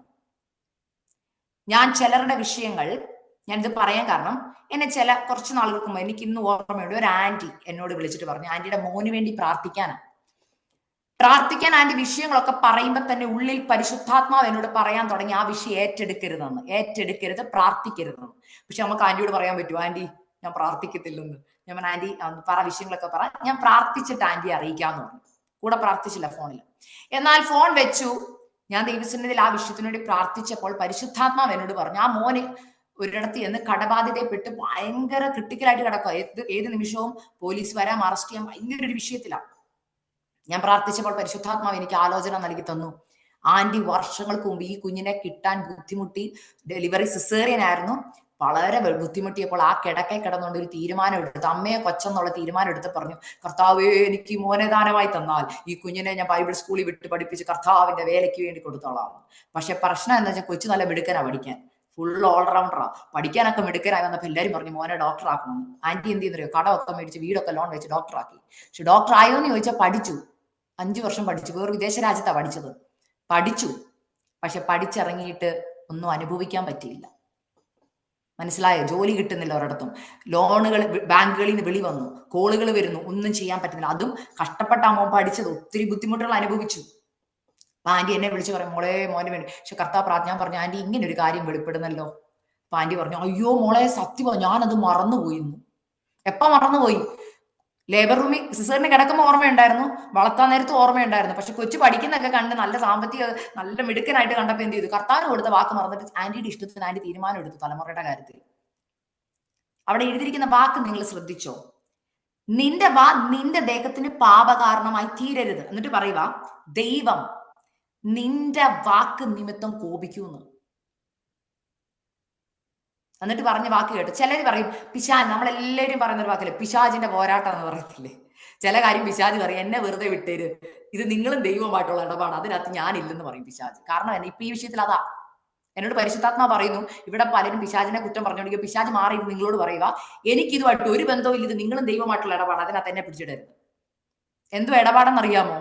ദൈവത്തോട് പല നേർച്ചകളും നേർന്നു, ഉപവസിച്ചോളാം, പ്രാർത്ഥിച്ചോളാം, കർത്താവേ ഞാൻ അങ്ങയുടെ വേല ചെയ്തോളാം, ഞാൻ ട്രാക്റ്റുമായിട്ട് ആശുപത്രികളിൽ പൊക്കോളാം, ഞാൻ ജോലി സ്ഥലത്ത് കർത്താവിനെ കുറിച്ച് പറഞ്ഞോളാം. നമുക്ക് ജോലിയൊക്കെ കിട്ടാൻ പറ്റും, നമ്മൾ പറഞ്ഞ നേരുന്ന നേർച്ചകളാണ്. ഞാൻ രാത്രിയുടെ യാമങ്ങളിൽ 3 മണിക്ക് എഴുന്നേറ്റിരുന്ന് പ്രാർത്ഥിച്ചോളാം. ദൈവദാസിമാരെ, നിങ്ങളിൽ എത്ര പേർ എടുത്ത തീരുമാനം ചെയ്തിട്ടുണ്ട്? അപ്പൊ കർത്താവ് പറയുക, ദൈവം നിന്റെ വാക്ക് നിമിത്തം കോപിച്ച് നിന്റെ കൈകളുടെ പ്രവൃത്തിയെ നശിപ്പിക്കുന്നത് എന്തിന്? ഈ വാക്യം പറഞ്ഞാൽ ചിലപ്പോൾ നിങ്ങൾ എത്ര പേര് മനസ്സിൽ, ദൈവം ചിലത് നശിപ്പിച്ചാൽ നമ്മൾ ഇരുന്ന് പ്രാർത്ഥിച്ചിട്ട് കാര്യമുണ്ടോ? ദൈവം ബ്ലോക്ക് ചെയ്ത് വെച്ചിട്ട് ദൈവം പറഞ്ഞ്, നീ ആദ്യം എന്റെ അടുക്കപ്പാ, നീ ചെയ്തത് എന്ത്? നമുക്ക് തമ്മിൽ ഒരു കാര്യം തീർപ്പാക്കാനുണ്ട്, അത് തീർപ്പാക്കിയിട്ട് നമുക്ക് അടുത്ത കാര്യത്തിലേക്ക് കടക്കാം. ആ തീർപ്പാക്കുന്ന ദിവസം ഇന്ന് രാത്രി എന്ന് പരിശുദ്ധാത്മാവിനോട് പറയും. പരിശുദ്ധാത്മാ വ്യക്തമായിട്ട് എന്നോട് പറഞ്ഞു, ഇവിടെ ചിലർ ദൈവസന്നിധിയിൽ വർഷങ്ങൾക്ക് മുമ്പ് കുവൈറ്റിൽ വരുന്നതിന് മുമ്പ് എടുത്ത ചില തീരുമാനങ്ങൾ ഉണ്ടായിരുന്നു. കർത്താവ് എന്റെ ജീവിതത്തിൽ ഇന്ന കാര്യം ദൈവം ചെയ്തു തന്നാൽ ഞാൻ ഇത് ദൈവത്തിന് വേണ്ടി ചെയ്തോളാം, എന്റെ സാലറി ഞാൻ ഇന്നത് കർത്താവിന് വേണ്ടി ചെയ്യും, ഇന്ന ദൈവദാസന്മാരെ ഞാൻ സപ്പോർട്ട് ചെയ്യും, ഞാൻ രാത്രിയുടെ യാമങ്ങളിൽ നിന്ന് പ്രാർത്ഥിച്ചോളാം, ഉപവസിച്ചോളാം. എന്നാൽ പരിശുദ്ധാത്മാ പറയുന്നു, ദൈവം നന്മകൾ കൈ തന്നപ്പോൾ ദൈവത്തെ മറന്നു, ദൈവത്തിന് കൊടുത്ത വാക്കും മറന്നു. നമ്മളൊക്കെ പറയുന്ന ഒരു കാര്യമുണ്ട്, ദൈവത്തിന് എന്റെ അവസ്ഥ അറിയാം, അല്ലേ? ദൈവത്തിന് എന്റെ അവസ്ഥ അറിയാം. കർത്താവിന് ഇപ്പൊ എന്റെ അവസ്ഥ, ഞാൻ കടന്നു പോകുന്ന അവസ്ഥയൊക്കെ കർത്താവിന് അറിയാം. എനിക്കിപ്പോ ഇച്ചിരി ബുദ്ധിമുട്ടാ, എന്റെ ആരോഗ്യം കർത്താവ്, എനിക്ക് പണ്ടത്തെ പോലെ ഉപസിക്കാനൊന്നും പറ്റത്തില്ല, എനിക്ക് ഷുഗർ ഉണ്ട്, പ്രഷർ ഉണ്ട്, വിഷയങ്ങളാ. കർത്താവ്, ഞാനൊരു കാര്യം ദൈവമക്കളോട് പറയാം, ഞാൻ പഠിച്ച ഈ വചനത്തിൽ, ഞാൻ പറയുന്നതല്ല, ഈ വചനം ഞാൻ പഠിക്കാൻ തുടങ്ങിയപ്പോൾ ഞാൻ മനസ്സിലാക്കിയ ഒരു വലിയ മർമ്മമുണ്ട്. ദൈവം അവസ്ഥയിലല്ല പ്രവർത്തിക്കുന്നത്, ദൈവം വ്യവസ്ഥയിലാണ് പ്രവർത്തിക്കുന്നത്. That is the truth, ultimate truth of this Bible. ദൈവം അവസ്ഥയിൽ പ്രവർത്തിക്കുന്ന ദൈവമല്ല, വ്യവസ്ഥയിൽ പ്രവർത്തിക്കുന്ന ദൈവമാ. അവിടെ അതുകൊണ്ടാണ് പറഞ്ഞിരിക്കുന്നത്, നീയോ ദൈവത്തെ ഭയപ്പെടുക. എന്തുകൊണ്ട് ഭയക്കണം? ഞാൻ ചോദിക്കട്ടെ, നിങ്ങൾ താമസിക്കുന്ന കുവൈറ്റിന്റെ ഭരണാധികാരി നിങ്ങളെ ഒരു കാര്യത്തിന് പിടിച്ചെന്നിരിക്കട്ടെ, നിങ്ങൾ പറയാം, സാറേ ഈ പ്രാവശ്യം എന്നോടൊന്ന് ക്ഷമിക്കണം, അടുത്ത 10-ാം തീയതി തൊട്ട് ഞാൻ ഇന്ന കാര്യം ചെയ്തോളാം, ഞാൻ 1 മണിക്കൂർ കൊണ്ട് എക്സ്ട്രാ ജോലി ചെയ്തോളാം, എന്തെങ്കിലും കാര്യം നിങ്ങളുടെ ജോലിയിൽ ആയിക്കോട്ടെ, അല്ലെങ്കിൽ നിങ്ങളുടെ പോലീസ് എന്തെങ്കിലും ആയിക്കോട്ടെ, അധികാരത്തിലുള്ള ഒരാളെ എടുക്കുക, നിങ്ങൾ പറയുക, സാറേ അടുത്ത പ്രാവശ്യം തൊട്ട് ഞാൻ എല്ലാ ദിവസവും ഷാർപ്പ് 10 മണിക്ക് ജോലിക്ക് വന്നിരിക്കും. ഒരു അധികാരിയാ, നിങ്ങളെ പിരിച്ചുവിടാൻ കഴിവുള്ള ഒരാളാ. ഞാൻ ചോദിക്കുന്നത്, നിങ്ങൾ കളിയായിട്ട് എടുക്കും ആ വാക്കിനെ? വീട്ടിലെനിയും കൊച്ചു പനിച്ചു തുള്ളി 104 ഡിഗ്രി പനി കിടന്നാലും നിങ്ങൾ പറയോ, എനിക്ക് കറക്റ്റ് സമയത്ത് ഇല്ല, എന്റെ ജോലി പോവും. ആരാധനയ്ക്ക് പോകാൻ ഇത്രയും ഉത്സാഹമുണ്ടോ? ഇല്ല. നമ്മൾ ദൈവത്തോട് പറഞ്ഞ എത്ര തീരുമാനങ്ങൾ, ഇത്രയും ദൈവമേ, ഇത് ഞാൻ രാജാതി രാജാവിനോടാ പറയുന്നത്. നമ്മുടെ ബൈബിളിൽ പറഞ്ഞിരിക്കുന്നു, എന്തുവാ? അവൻ ദഹിപ്പിക്കുന്ന അഗ്നിയാ. നമ്മൾ ദൈവത്തെ സ്നേഹിക്കണം, നമ്മുടെ അപ്പനാ. പലപ്പോഴും നമ്മൾ എടുക്കുന്ന ഒരു കാര്യം എന്ന് പറഞ്ഞാൽ, എന്റെ അപ്പൻ എന്നെ അറിയാം, നമ്മുടെ ആ സ്നേഹമാണ്. ഞാൻ പറയും, എനിക്ക് 3 കുഞ്ഞുങ്ങളുണ്ട്. എനിക്ക് എൻ്റെ മക്കളെ ഇഷ്ടമാണ്. പക്ഷെ ഞാൻ കണ്ട ഒരു കാര്യമുണ്ട്, എൻ്റെ ഹസ്ബൻഡിൽ നിന്ന് കണ്ടൊരു കാര്യം. എൻ്റെ അച്ഛൻ എൻ്റെ മക്കളെ ഇഷ്ടമാണ്, അവരെ കളിപ്പിക്കും ചിരിപ്പിക്കും ഒക്കെ ചെയ്യുമെങ്കിലും ഞങ്ങളുടെ വീട്ടിൽ കുറച്ച് റൂൾസ് ഉണ്ട് കേട്ടോ. എല്ലാ വീടുകളിലും കാണും ഇല്ലേ? ടി വി കാണുന്നതിനെ കുറിച്ച് അല്ലെങ്കിൽ ടാബുകളൊക്കെ നമുക്ക് റൂൾസ് ഉണ്ട്. എല്ലാ കാര്യത്തിലും റൂൾസ് വെച്ചിട്ടുണ്ട് വീടുകളിൽ. അത് നമ്മുടെ വീട്ടിലെ ലോയാണ്. പക്ഷേ സ്നേഹമുള്ളപ്പോൾ തന്നെ വ്യവസ്ഥ വെച്ചിട്ടുണ്ട്. 30 മിനിറ്റ്സ് ആ ടി വി ടൈമിൽ 30 മിനിറ്റ്സ് 31 മിനിറ്റ് ആകുമ്പോഴത്തേന് അത് ഓഫ് ചെയ്തിരിക്കണം. മനസ്സിലായി? ഞങ്ങളുടെ വീട്ടിൽ ടൈമർ വെച്ചിട്ടാ 10 മിനിറ്റ്സ് വീക്കെൻഡിൽ 10 മിനിറ്റ്സ് ടി വി കാണാം. ആ 10 മിനിറ്റ്സ് കാണുമ്പോൾ 10 ടൈമർ വെച്ചേക്ക്, ടൈമർ ഓഫ് ആകുമ്പോൾ ടി വി ഓഫ് ആക്കണമെന്ന് പറഞ്ഞു. അത് ഞാൻ കണ്ടിട്ടുണ്ട്. എൻ്റെ മോള് ചിലപ്പോൾ ഒരു 11ാമത്തെ മിനിറ്റിലേക്ക് കയറുമ്പോൾ ഡാഡി എവിടെ വന്ന് നോക്കും. ഞാൻ കണ്ടിട്ടുണ്ട് ഓൾ ഓടിപ്പോയി റിമോട്ട് എടുത്ത് ഓഫ് ചെയ്തിട്ട് ഓടുന്നു. അതിന്റെ അർത്ഥം അവർക്ക് പപ്പ എന്ന് പറഞ്ഞ ഒരു ഭീകരജീവിയായിട്ടല്ല, അവക്കറിയാം അവളുടെ പപ്പാടെ വാക്ക് അവൾ അനുസരിക്കാൻ ബാധ്യസ്ഥയാണ്. പക്ഷെ സ്നേഹമുണ്ട്. ഞാൻ പറയുന്നത് മനസ്സിലാവുന്നുണ്ടോ നിങ്ങൾക്ക്? നമുക്ക് ദൈവത്തെ നമ്മൾ എങ്ങനെ ദൈവത്തെ എൻ്റെ അപ്പൻ എല്ലാം അറിയാം, എൻ്റെ അപ്പൻ എൻ്റെ അവസ്ഥ അറിയാം, എൻ്റെ അപ്പൻ ഇത് തന്നെയാണ് നമ്മൾ പറഞ്ഞുകൊണ്ടിരിക്കുക, എൻ്റെ അവസ്ഥ അറിയാം. കർത്താവ് ചോദിക്കുന്ന വ്യവസ്ഥയിലേക്ക് മടങ്ങി വന്ന നിന്റെ അവസ്ഥ മാറും. വ്യവസ്ഥയിലേക്ക് മടങ്ങി വന്ന എത്ര പേരുടെ അവസ്ഥ മാറിയതായിട്ട് ബൈബിളിൽ പറയുന്നുണ്ടെന്ന് അറിയാമോ? ഇല്ലേ? ഇസ്രായേൽ ജനത്തിന് തന്നെ നമ്മൾ അവസ്ഥ നോക്കിയാൽ മതി. കർത്താവ് പലപ്പോഴും പറഞ്ഞു മോശയോട്, നീ അവരോട് പറ ജനം തങ്ങളെ തന്നെ ശുദ്ധീകരിക്കുക. എന്നിട്ട് എനിക്ക് ഏറ്റവും ഇഷ്ടമുള്ള കാര്യം, ഹായ് പട്ടണം പിടിച്ചടക്കാൻ പോകുന്നിടത്ത് ഹായ് പിടിച്ചെടുക്കാൻ പറ്റാതെ വന്നപ്പോൾ യോശുവ ദൈവസന്നിധി പോയി കരയുമ്പോൾ ദൈവം പറയുന്ന ഒരു കാര്യമുണ്ട്, വ്യവസ്ഥ തെറ്റിച്ചു. ഞാൻ പറഞ്ഞതാ ഒന്നും എടുക്കരുത്, നിങ്ങൾ എടുത്തു, പക്ഷേ വ്യവസ്ഥ ചെയ്യും. അപ്പൊ ആഖാന്റെ അവസ്ഥ മനസ്സിലാക്കണേന്ന്, അവിടുത്തെ കുഞ്ഞുങ്ങളുടെ അവസ്ഥ മനസ്സിലാക്കണേന്ന് പറഞ്ഞ് യോശുവ പോയി പ്രാർത്ഥിച്ച. പിന്നെ കർത്താവെ കഷ്ടമുണ്ട്, ആഖാനല്ലേ തെറ്റ് ചെയ്ത്, അവരെ കുടുംബമായിട്ട് കൊല്ലണോ, കല്ലെറിയണോ? കാരണം ഓൾറെഡി ദൈവം ഇതിനു മുമ്പ് പറഞ്ഞതാ ചെയ്യരുത്. വ്യവസ്ഥ കൊടുത്തു, അനുസരണക്കേട് കാണിച്ചു, ഇനി കർത്താവിന് ക്ഷമയില്ല. ഇതുപോലെ നമ്മളിപ്പോ കൃപായുഗത്തിലായതുകൊണ്ട് നമ്മൾ കർത്താവിന്റെ കൃപയെ മിസ്യൂസ് ചെയ്യുക. പരിശുദ്ധാത്മാവ് എന്നോട് പറഞ്ഞു, ചിലരുടെ വിഷയങ്ങളിൽ കർത്താവിന്റെ കൈ അഭാരമായിരിക്കുന്ന പിശാചല്ല. കർത്താവിന്റെ കൈ ഭാരമായിരുന്ന ഈ ലോകത്തിലെ എല്ലാ ദൈവദാസന്മാരും കൂടെ നിങ്ങളുടെ ആവശ്യത്തിന്മേൽ കൈവച്ച് പ്രാർത്ഥിച്ചിട്ട് കാര്യമുണ്ടോ? നിങ്ങൾ കർത്താവുമായിട്ട് നിരപ്പ് പ്രാപിക്കണം. ഇന്ന് രാത്രി ചില നിരപ്പിന്റെ ശുശ്രൂഷയാണ് നടക്കാൻ പോകുന്നത്. കർത്താവ് ചിലരോട് പറയുന്നു, നീ നിന്റെ പഴയ ബൈബിള് അല്ലെങ്കിൽ പഴയ ഡയറി ഒക്കെ തപ്പണം, എവിടെയെങ്കിലും തീരുമാനങ്ങൾ എഴുതി വെച്ചിട്ടുണ്ടോ എന്ന്. എഴുതി വെച്ചിട്ടില്ല, ഞാൻ പറയും എഴുതി വെച്ചിട്ടുള്ളവർക്ക് നന്മ. അല്ലെങ്കിൽ പറയണ കർത്താവെ ഞാൻ എവിടെയെങ്കിലും തീരുമാനം എടുത്തിട്ടുണ്ടോ, എന്നെ ഒന്ന് ഓർപ്പിക്കുക കർത്താവെ, എന്നോട് ക്ഷമിക്കണേ, ഞാൻ എവിടെയെങ്കിലും തീരുമാനം എടുത്തിട്ട് അത് ചെയ്തിട്ടില്ലെങ്കിൽ ഞാൻ ചെയ്യാൻ തയ്യാറാണ് കർത്താവെ, അതിന്റെ പേരിൽ എന്റെ നന്മകൾ മുടങ്ങരുതെന്ന് ഇന്ന് രാത്രി പുനഃപ്രതിഷ്ഠിച്ച് ദൈവസന്നിധിയിലേക്ക് മടങ്ങി വരാൻ പരിശുദ്ധാത്മാവിനോട് പറയുന്നു. ഞാനിത് പറയുന്നത് എന്റെ ജീവിതത്തിലെ ഒരു അനുഭവം കൂടെ കൂട്ടി പറയും, അപ്പൊ നിങ്ങൾക്ക് കുറച്ചും കൂടെ മനസ്സിലാവും. നമ്മൾക്കൊക്കെ അറിയുന്ന കാര്യം, നമ്മൾ ആണ്ടർദൈവത്തിന് തീരുമാനം എടുക്കും അല്ലേ? ഇല്ലേ? ഇല്ലെന്ന് പറയരുത്, നമ്മുടെ ഒരു ട്രഡീഷനാ അത്. സാക്ഷ്യത്തിന് എഴുന്നേൽക്കുന്ന ഒരു ഒരു തീരുമാനമൊക്കെ എടുത്തില്ലെങ്കിൽ നമ്മൾ ആരോ കുറഞ്ഞതുപോലെ നമുക്ക് തോന്നും. കഴിഞ്ഞ ഒരു വർഷം ഞാൻ അവിശ്വസ്തയായിരുന്നു, ദൈവം വിശ്വസ്തനായിരുന്നു. കഴിഞ്ഞ ഒരു വർഷം വേണ്ടതുപോലെ കർത്താവിന് വേണ്ടി ഒന്നും ചെയ്യാൻ പറ്റിയില്ല. പക്ഷെ ഈ വർഷം ദൈവം എനിക്ക് ആയുസ് തരുന്നെങ്കിൽ, ആരോഗ്യം തരുന്നെങ്കിൽ, ഞാൻ അനേകരോട് കർത്താവിനെ കുറിച്ച് പറയും, ഞാൻ ഉപവസിക്കും, ഇല്ലേ, ഞാൻ പ്രാർത്ഥിക്കും കർത്താവിന് വേണ്ടി ഒരു പടിയും കൂടെ മുന്നോട്ട് പോകാൻ.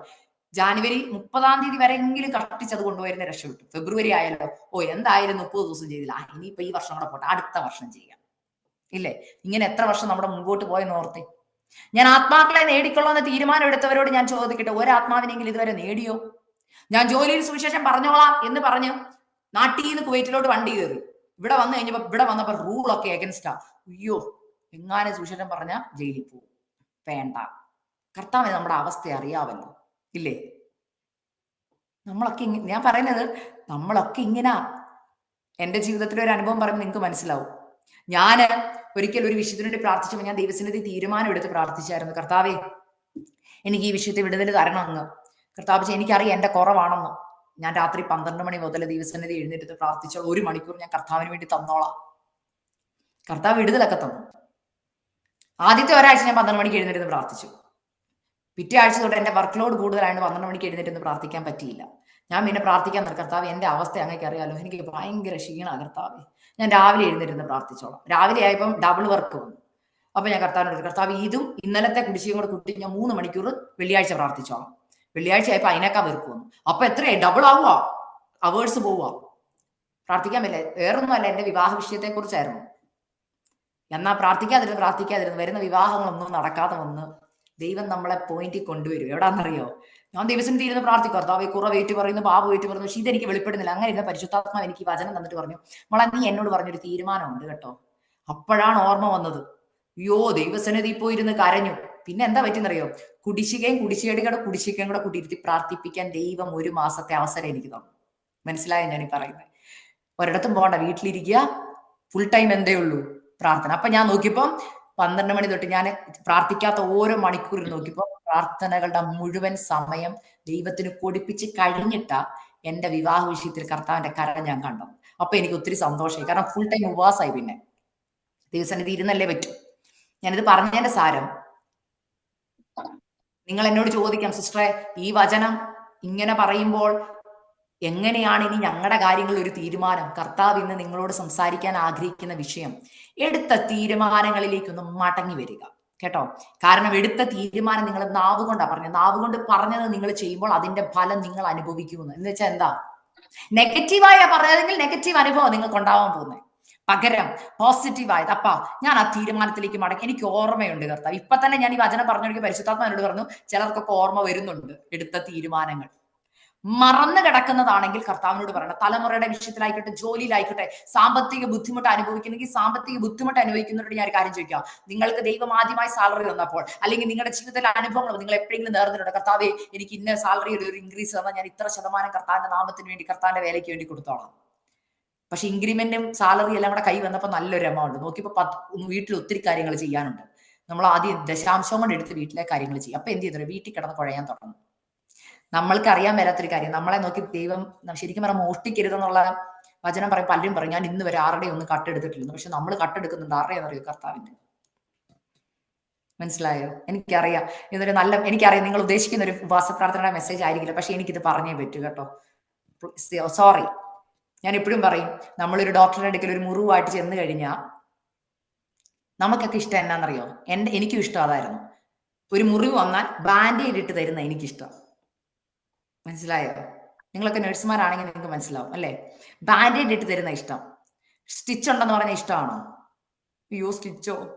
അതിന്റെ കൂടെ ഡോക്ടർ വേറൊരു കാര്യം കൂടെ പറയും, അകത്തോട്ടെ പഴുപ്പുണ്ട് കേട്ടോ, ഇതൊക്കെ ഒന്ന് ഞെക്കി എടുത്ത് കളയണം, ഒന്ന് കീറേണ്ടി വരും, കീറി അതെല്ലാം എടുത്ത് കളയണം, കാരണം ഇച്ചിരി പഴക്കമുണ്ട് ഇതിന്. ഞാൻ നിങ്ങളോട് ദൈവാത്മാവിൽ പറയുക, നിങ്ങളുടെ ഈ വിഷയത്തിന് ഇച്ചിരി പഴക്കം ഉള്ളതുകൊണ്ടല്ലോ ഒത്തിരി പഴുപ്പ് എടുത്ത് കളയാൻ കിടക്കുക.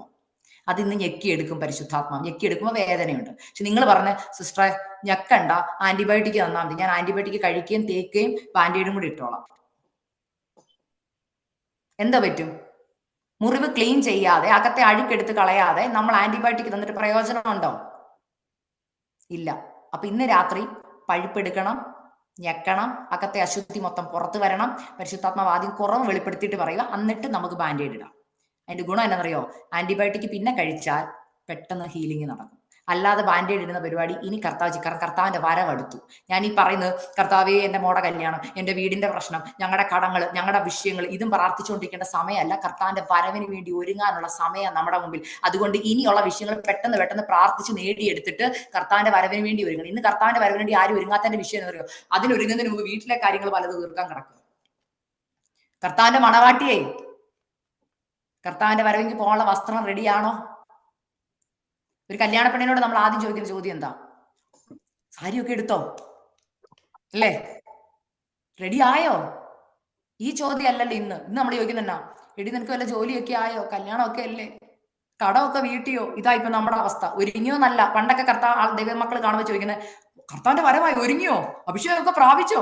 കൃപാവരങ്ങളൊക്കെ ജ്വലിപ്പിക്കുന്നുണ്ടോ? ഇന്ന് ചോദിക്കുന്നത് കഷ്ടതയാ. പ്രശ്നങ്ങളൊക്കെ മാറിയോ? കല്യാണത്തിന്റെ ഡേറ്റ് ഒക്കെ അടുത്ത് വന്നു, എല്ലാം ആയോ?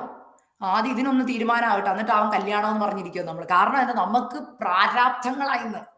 ഞാൻ പറഞ്ഞു ഇന്ന് അതിനൊന്നും സമയമില്ല ദൈവമക്കളെ. ആദ്യം പെട്ടെന്ന് പെട്ടെന്ന് ആ പഴുപ്പൊക്കെ ഒന്ന് എടുത്തു കളഞ്ഞ് റെഡി ആയിക്കേ. അപ്പ എന്റെ ജീവിതത്തിൽ കുറവുണ്ടപ്പ. ഞാൻ പലപ്പോഴും ദൈവസന്നിധിയിൽ ദൈവദാസന്മാർ വന്ന് തലയെ കൈവെക്കുമ്പോൾ അങ്ങ് തീരുമാനം എടുക്കുക, കർത്താവേ ഞാൻ അങ്ങയുടെ വേലയ്ക്ക് വേണ്ടി ഇറങ്ങിക്കോളാം, ഞാൻ അങ്ങയുടെ നാമത്തിന് വേണ്ടി ഇത് ചെയ്തോളാം. കർത്താവിന്റെ ദാസൻ വീട്ടിൽ ചെന്നു, നമ്മൾ അത് മറക്കുകയും ചെയ്തു. പിന്നെയും പിറ്റേ പ്രാവശ്യത്തെ ഉപവാസപ്രാർത്ഥന ഇത് വീണ്ടും വെളിപ്പെടുത്തുക. അപ്പൊ പറയും പിന്നെയും പോയി സമർപ്പിച്ച് ഫ്രണ്ട് നിൽക്കും, കർത്താവ് എന്ത് പറഞ്ഞാലും ഞാൻ ചെയ്തോളാം. കർത്താവ് വീട്ടിൽ വരുമ്പോൾ ആദ്യം പറയും, മോളെ നീ കുറച്ച് ദിവസം എന്റെ സന്നിധി ഇരിക്കും. അയ്യോ കർത്താവ് ലീവ് കിട്ടത്തില്ല കേട്ടോ, എനിക്ക് പറ്റത്തില്ല. പക്ഷെ നാട്ടിലൊരു കല്യാണം വന്നാൽ നമ്മൾ ലീവ് എടുക്കത്തില്ലേ? എടുക്കും, എടുക്കും. നമ്മുടെ പ്രയോറിറ്റി അവിടുത്തെ വിഷയം. ദൈവം ഒരു കാര്യം ചെയ്യാൻ പറയുമ്പോഴുള്ള നമ്മുടെ മനോഭാവവും നമ്മുടെ സ്വയം ഇഷ്ടത്തിലുള്ള മനോഭാവം തമ്മിൽ രണ്ടും രണ്ടാണ്. നമ്മളാ പ്രയോറിറ്റി തിരിക്കുന്നത്. പക്ഷെ നമ്മൾ പ്രയോറിറ്റിയിൽ ഏറ്റവും താഴെ കൊണ്ടുവന്ന വിഷയം എന്നറിയോ? ദൈവത്തിന്റെ കാര്യമാണ്. ദൈവം നമ്മളോട് അനുസരിക്കാൻ പറഞ്ഞ കാര്യമാണ്. ബാക്കി നമ്മൾ എന്ത് പറയും? ദൈവമേ അങ്ങക്ക് എന്റെ അവസ്ഥ അറിയാം. കർത്താവ് എന്ന് പറയാം, എനിക്ക് മോടെ അവസ്ഥ അറിയാവുന്നതുകൊണ്ട് ഞാൻ പറയുകയാ, നിന്റെ കിടക്ക വിട്ട് കളയണം. അതായത് നമ്മൾ പറഞ്ഞ പോലെ കൊളക്കടവിൽ ചെന്നിട്ടും കർത്താവ് പറഞ്ഞിരിക്കുക, നീ എഴുന്നേക്കണം, നീ ചെയ്യണം, നീ എഴുന്നേറ്റ് ഊന്നി നടക്ക്. കർത്താവ് എനിക്ക് പറ്റത്തില്ലപ്പാ, എന്റെ അവസ്ഥ അറിയാലോ, എന്നോട് ഡോക്ടർ പറഞ്ഞിരിക്കുന്ന എഴുന്നേക്കേ ചെയ്യരുതെന്ന, കാൽ അനക്കരുതെന്ന. ഞാൻ എപ്പോഴും കാണുന്ന ഒരു കാര്യം ഞാൻ ദൈവമക്കളോട് പറയട്ടെ, നമ്മൾ നമ്മുടെ ഡോക്ടർമാർ എന്ത് പറഞ്ഞാലും നമ്മൾ ഒരു മടിയും പറയത്തില്ല, എല്ലാം അനുസരിക്കും. പാവയ്ക്കാ നീരെ അടുത്ത ഒരു ആഴ്ചത്തേക്കിന് കുടിക്കാൻ പറഞ്ഞാൽ നമ്മൾ അത് ചെയ്യും. ഇല്ല തട്ടിപ്പോകുന്ന ഒരൊറ്റ വാക്ക് ഡോക്ടർ പറഞ്ഞാൽ മതി, സിസ്റ്ററെ പാവയ്ക്ക ജ്യൂസേ കുടിക്കാവുള്ളൂ, ഇല്ലെങ്കിൽ ഇനി നിങ്ങൾക്ക് 7 ദിവസം മരിച്ചു പോകും. അയ്യോ, കിലോ കണക്കിന് ഇറക്കി പാവയ്ക്ക ജ്യൂസ് തന്നെ കുടിക്കും, കാരണം മരണത്തെ പേടിയാ, ഇല്ലേ? എന്നാൽ ഡോക്ടർ പറയാം, ഇനി 7 ദിവസം വെള്ളം മാത്രം കുടിക്കാവുള്ളൂ, ഭക്ഷണം ഒന്നും വയറ്റി ചെല്ലരുത് എന്ന് പറഞ്ഞാൽ നമ്മൾ പറയും, അയ്യോ ഡോക്ടറെ എനിക്ക് ജീവിച്ചിരിക്കണം, എന്റെ കൊച്ചിന്റെ കല്യാണം ഞാൻ കണ്ടിട്ടില്ല, എന്റെ കൊച്ചൊന്നും ആയിട്ടില്ല, ശരി ശരി ഡോക്ടറെ ഞാൻ ഒരു ദിവസം ഒരു നേരം മാത്രം വെള്ളം കുടിച്ചുകൊണ്ടിരുന്നോളാന്ന് പറയും. പക്ഷെ കർത്താവ് ദൈവദാസന്മാരി കൂടെ പറയും, സിസ്റ്ററെ എത്രയും പെട്ടെന്ന് ഉപവസിക്കണം കേട്ടോ, കുറച്ച് ദിവസം ദൈവസന്നിധിയിൽ ഇരിക്കാൻ പരിശുദ്ധാത്മാ പറയുന്നു പറഞ്ഞ, പാസ്റ്ററെ എനിക്ക് ഉപവസിക്കാൻ പറ്റത്തില്ല, വേറെ എന്തെങ്കിലും ഓപ്ഷൻ ഉണ്ടോ എന്ന് ദൈവത്തോടൊന്ന് ചോദിക്കുക, കാരണം എനിക്ക് ഷുഗർ ഉണ്ട്, എനിക്ക് ഭയങ്കര പ്രഷറാ, രാവിലെ ഫുഡ് കഴിച്ചില്ലെങ്കിൽ നമുക്ക് തല ഇറങ്ങി വീഴും. നമുക്കൊക്കെ റിലേറ്റ് ചെയ്യാൻ പറ്റുന്നുണ്ടെന്ന് വിചാരിക്കുന്നു, മനസ്സിലാവുന്നുണ്ടോ? പക്ഷെ ദൈവം പറഞ്ഞാൽ അഖിലാണ്ടങ്ങളുടെ ഉടയവൻ നിന്റെ സൃഷ്ടാവ് നിന്നോട് പറയുക, ഉപവസിക്കാൻ പറഞ്ഞ ഉപവസിച്ചോണം, പ്രാർത്ഥിക്കാൻ പറഞ്ഞ പ്രാർത്ഥിച്ചോണം. ഞാൻ പെട്ടെന്ന് എൻ്റെ ലൈഫിൽ ഈ ഇടയ്ക്ക് നടന്ന ഒരു ടെസ്റ്റ് മണി ഞാൻ നിങ്ങളുമായിട്ട് പെട്ടെന്ന് ഷെയർ ചെയ്ത് ഞാൻ പെട്ടെന്ന് വൈൻഡപ്പ് ചെയ്യാം. എൻ്റെ ടൈം ആകുമ്പോൾ സിസ്റ്ററെ പ്ലീസ് എനിക്ക് ഒന്ന് ടെക്സ്റ്റ് ചെയ്തേക്കണം താഴെ പ്ലീസ്, എനിക്ക് ടൈം നോക്കാൻ പറ്റില്ല, ടൈമർ ഇടാൻ പറ്റില്ല, അതുകൊണ്ട് ദയവായിട്ട് എന്നോട് ക്ഷമിക്കണം. എൻ്റെ ടൈം ആകുമ്പോൾ ടൈംസ് അപ്പം ഒന്ന് ഇട്ടേക്കണം, ഞാൻ കൺക്ലൂഡ് ചെയ്യാം. ഞാൻ പറയാൻ ആഗ്രഹിക്കുന്നത് എൻ്റെ ലൈഫിൽ ഈ ഇടയ്ക്കുണ്ടായ ഒരു ടെസ്റ്റ് മണി, എനിക്ക് ദൈവം 3ാമത് ഒരു ആൺകുഞ്ഞിനെയും കൂടെ ദാനമായി തന്നു. ഈ ജാനുവരി 20-ാം തീയതി കുഞ്ഞിന് ഇപ്പൊ 4 മാസം ആവുന്നു, ഈ മെയ് 20 ആകുമ്പോൾ 4 മാസം ആവും. ദൈവം എന്റെ 2ാമത്തെ കുഞ്ഞിനെ ഞാൻ പ്രഗ്നന്റ് ആയിരിക്കുമ്പോഴാണ് എന്നോട് ദൂത് പറയുന്നത്, ഞാൻ നിനക്ക് 3ാമത് ഒരു ആൺകുഞ്ഞിനെ ദാനമായി തരും, അത് എന്റെ വാക്തത്വമാണെന്ന് പറഞ്ഞു. അപ്പൊ എന്റെ 2ാമത്തെ മോൻ എന്റെ ഉദരത്തിൽ 2 മാസേ ആയിട്ടുള്ളൂ. 2ാമത്തെ കുഞ്ഞിനെ 2 മാസം പ്രഗ്നന്റ് ആയിരിക്കുമ്പോൾ പരിശുദ്ധാത്മ 3ാമത്തെ ആളെ കുറിച്ച് ദൂത് പറഞ്ഞു. സന്തോഷം. 2ാമത്തെ കുഞ്ഞ് വളരാൻ തുടങ്ങി, അവന് 4 വയസ്സായി. ഞാൻ 3ാമത്തെ കുഞ്ഞിനെ കുറിച്ചുള്ള ചിന്തയൊക്കെ വിട്ട് എപ്പോഴെങ്കിലും കിട്ടും അങ്ങനെ ഇരുന്നു. പക്ഷെ കഴിഞ്ഞ വർഷം മെയ് മാസം 23-ാം തീയതി ഞാൻ അറിയുന്നു ഞാൻ പ്രഗ്നന്റ് ആണ്. അത് കഴിഞ്ഞുള്ള എൻ്റെ ലൈഫ് ഒരു ഡിഫറെന്റ് ഡിറക്ഷൻ ആയിരുന്നു. കാരണം ഞാൻ പറഞ്ഞല്ലോ, മെയ് മാസം വരെ ഞാൻ വളരെ ശുശ്രൂഷയിൽ വളരെ തിരക്ക്, ദൈവം ആ സമയത്ത് തന്നു, അനേകരെ കർത്താവ് എനിക്കുമായിട്ട് കണക്ട് ചെയ്യുന്ന ബൈബിൾ സ്റ്റഡി മീറ്റിങ്ങിലൊക്കെ ആയിട്ട് ഞാൻ വളരെ. പക്ഷെ കർത്താവ് മെയ് മാസത്തിന്റെ തുടക്കത്തിൽ എന്നോട് പറഞ്ഞു, മെയ് 1-ാം തീയതി ഏപ്രിൽ എന്നോട് സംസാരിച്ചു, മെയ് 1 തൊട്ട് നീ അല്പ ദിവസങ്ങൾ ദൈവസന്നിധി ഉപവസിച്ച് പ്രാർത്ഥിക്കാൻ പറഞ്ഞു. എത്ര ദിവസം എന്ന് പറഞ്ഞില്ല, ദൈവാത്മാ ഉള്ളിൽ പ്രേരണ തരിക. ഞാൻ 1-ാം തീയതി തൊട്ട് ദൈവസന്നിധിയിൽ ഇരുന്നു, ഉച്ച വരെയായിരുന്നു ഇരുന്നത്, 2 മണി വരെ ദൈവസന്നിധിയിൽ ഇരിക്കും, രാവിലെ ഭവനത്തിൽ ഇരുന്ന് പ്രാർത്ഥിക്കും, അധികം മീറ്റിങ്ങിനൊന്നും എടുത്തില്ല. എന്നാൽ 7 ദിവസം കഴിഞ്ഞപ്പോൾ എനിക്കൊരു മീറ്റിംഗ് വന്ന് ഞാൻ ആ മീറ്റിങ്ങിന് പോയി ശുശ്രൂഷ കഴിഞ്ഞ് തിരിച്ചു വന്നപ്പോൾ കർത്താവ് പറഞ്ഞു, ഇനി നീ വീട്ടിലിരുന്നാൽ മതി, ശുശ്രൂഷയൊന്നും എടുക്കണ്ടെന്ന് പറഞ്ഞു. അതുകൊണ്ട് ഞാൻ ശുശ്രൂഷകളൊന്നും എടുത്തില്ല, ദൈവസന്നിധിയിൽ ഇരുന്ന് പ്രാർത്ഥനാ മുറി ഇരുന്ന് പ്രാർത്ഥിക്കാൻ തുടങ്ങി. ഇങ്ങനെ പ്രാർത്ഥിച്ചുകൊണ്ടിരുന്നു. ഉപവാസമാണെന്ന് ഓർക്കണം. മെയ് 23-ാം തീയതി ഞാൻ എനിക്ക് മനസ്സിലായി ഞാൻ പ്രഗ്നന്റ് ആണ്. വീട്ടിൽ ടെസ്റ്റ് ചെയ്ത് പ്രഗ്നന്റ് ആണെന്ന് അറിഞ്ഞു, ഹസ്ബൻഡിനോട് പറഞ്ഞു. അന്ന് രാത്രി ഞങ്ങൾ കുടുംബമായിട്ട് ഞാൻ ഉദരത്തെ കൈവച്ച് ഇങ്ങനെ പ്രാർത്ഥിച്ചു, കർത്താവ് തന്ന ദാനത്തിനായി സ്തോത്രം കർത്താവേ, അങ്ങയുടെ ഹിതം നിറവേറണം, എൻ്റെ ഇഷ്ടമല്ല അപ്പന്റെ ഇഷ്ടം. ഇങ്ങനെ പ്രാർത്ഥിച്ചുകൊണ്ട് പരിശുദ്ധാത്മാവിനോടൊരു കാര്യം സംസാരിച്ചതാ, നിന്റെ ആദ്യത്തെ 2 പ്രഗ്നൻസി പോലല്ല ഈ ജേർണി. ഈ ജേർണിക്ക് വേറൊരു വ്യത്യസ്ത തലമുണ്ട്, ഞാൻ നിന്നെ വ്യത്യസ്തമായ ഒരു തലത്തിലേക്ക് കൊണ്ടുപോകാൻ പോവാന്ന് പറഞ്ഞു. എനിക്ക് മനസ്സിലായില്ല, പക്ഷേ ദൈവത്തിന് മുന്നമേ അറിയാല്ലേ. ദൈവം ചെയ്തത്, കഴിഞ്ഞ 2024 മെയ്യിലാണ് ഞാൻ പ്രഗ്നന്റ് ആയതെങ്കിൽ ആ വർഷത്തിന്റെ ഫെബ്രുവരി മാസത്തിൽ എനിക്ക് ന്യൂയോർക്ക് സിറ്റിയിൽ ഒരു ചർച്ചിൽ ഒരു മീറ്റിങ്ങിന് പോകാൻ വേണ്ടി ഞാൻ പ്രാർത്ഥിച്ചുകൊണ്ട് ദൈവാത്മാവ് എനിക്കൊരു ദൂത് തന്നു. ഇതുവരെ ഞാൻ എൻ്റെ ജീവിതത്തിൽ അനുഭവിച്ചിട്ടില്ലാത്തൊരു വ്യത്യസ്ത അനുഭവമായിരുന്നു ആ ആലോചന എനിക്ക് കിട്ടിയത്. കാരണം മീറ്റിംഗ് പിറ്റേ ദിവസം പോകാൻ ഞാൻ എയർപോർട്ടിൽ അങ്ങോട്ട് പോകാൻ ഫ്ലൈ ചെയ്യാൻ വേണ്ടി എയർപോർട്ടിൽ ഇരിക്കുമ്പോൾ, നിങ്ങൾ ഓർക്കണം പിറ്റേ ദിവസം എൻ്റെ മീറ്റിംഗാ. ഞാൻ എയർപോർട്ടിലേക്ക് പോകുന്ന വഴിക്ക് എൻ്റെ ഹസ്ബൻഡ് എന്നോട് ചോദിച്ചു, മെസ്സേജ് ഒക്കെ കിട്ടിയോ? ഞാൻ കരഞ്ഞോണ്ട് പറഞ്ഞു, അച്ചാച്ചാ ഒന്നും കിട്ടിയിട്ടില്ല, നാളെ ഈ സമയത്ത് അവിടെ പ്രസംഗിക്കേണ്ടതാ, മെസ്സേജ് എന്താന്ന് പോലും എനിക്കറിയത്തില്ല, എനിക്കൊന്നും കിട്ടുന്നില്ല. അച്ഛൻ ചോദിച്ചു, നിനക്ക് എന്ത് ധൈര്യമുണ്ട് ഇങ്ങനെ പോകാൻ? എനിക്കൊക്കെയാണ് ധൈര്യമില്ല. ഞാൻ പറഞ്ഞു, അച്ഛൻ എനിക്കറിയാം, എനിക്ക് കർത്താവ് തന്നാലേ ഉള്ളൂ. ദൈവമക്കളെ, ഞാൻ എയർപോർട്ടിൽ പോയി. എനിക്ക് ഫ്ലൈറ്റ് വരേണ്ട സമയമായി. ഞാൻ പോയി അവിടെ ചെന്ന് ചെക്കിംഗ് എല്ലാം കഴിഞ്ഞ് പോയി നിൽക്കുമ്പോൾ അനൗൺസ്മെന്റ്, എന്റെ ഫ്ലൈറ്റ് 1 മണിക്കൂറും കൂടെ ഡിലേ ആണ്. എനിക്ക് ആരുമില്ല കൂട്ടി, ഞാൻ ഒറ്റയ്ക്കാം. ഞാൻ ഓർത്ത്, കർത്താവേ, ഫ്ലൈറ്റ് ഡിലേ ആണോ? ഇനി ഞാൻ അവിടെ ചെല്ലുമ്പോൾ ലേറ്റ് ആവുമല്ലോ, ഇനി ഞാൻ എപ്പോൾ പ്രിപ്പയർ ചെയ്യാനാ മെസ്സേജ്? ഇങ്ങനെയൊക്കെ ചിന്തിച്ചുകൊണ്ടിരിക്കും. പരിശുദ്ധാത്മാവിനോട് പറഞ്ഞു. ഞാൻ നോക്കിയപ്പോൾ എന്റെ ഗേറ്റിൽ അവിടെ അധികം ആൾക്കാർ ആരുമില്ല എൻ്റെ ഈ ഫ്ലൈറ്റിന്. ഞാൻ ഒറ്റയ്ക്ക് ഇരിക്കുമോ, ഒരു അമ്മച്ചി മാത്രമാണ്. അമ്മച്ചി അങ്ങേര് കർത്താവിനോട് പറഞ്ഞു, നീ ആ സീറ്റിൽ പോയിരിക്കാൻ പറഞ്ഞു. ഞാൻ അവിടെ പോയിരുന്നു. ബൈബിൾ തുറക്കാൻ പറഞ്ഞു. ഞാൻ ബൈബിൾ തുറന്നു. പരിശുദ്ധാത്മാവിനോട് ചോദിച്ചു, കർത്താവ് പറ, നാളത്തെ മെസ്സേജിനുള്ള ദൂത് എനിക്ക് തരണം. എനിക്കൊന്നും കിട്ടുന്നില്ല, 10 മിനിറ്റ് ഒന്നും കിട്ടുന്നില്ല. പിന്നെ പ്രാർത്ഥിച്ചുകൊണ്ട് പരിശുദ്ധാത്മാവിനോട്, ഗ്ലൂക്കോസിന്റെ സുവിശേഷം 1-45 വാക്യം ഞാൻ എടുത്തിട്ട് വായിക്കാൻ തുടങ്ങിയ. കർത്താവ്, എല്ലാ ലേഡീസ് മീറ്റിങ്ങിലും എല്ലാവരും മറിയെക്കുറിച്ച് എലിസബത്തിനെ കുറിച്ച് പ്രസംഗിക്കുന്നത്. കർത്താവ്, എനിക്ക് പുതിയത് വല്ലതും എന്താ? കർത്താവ് പറഞ്ഞു, ഇത് പുതിയതാ, നിന്നോടുള്ള ദൂതാ.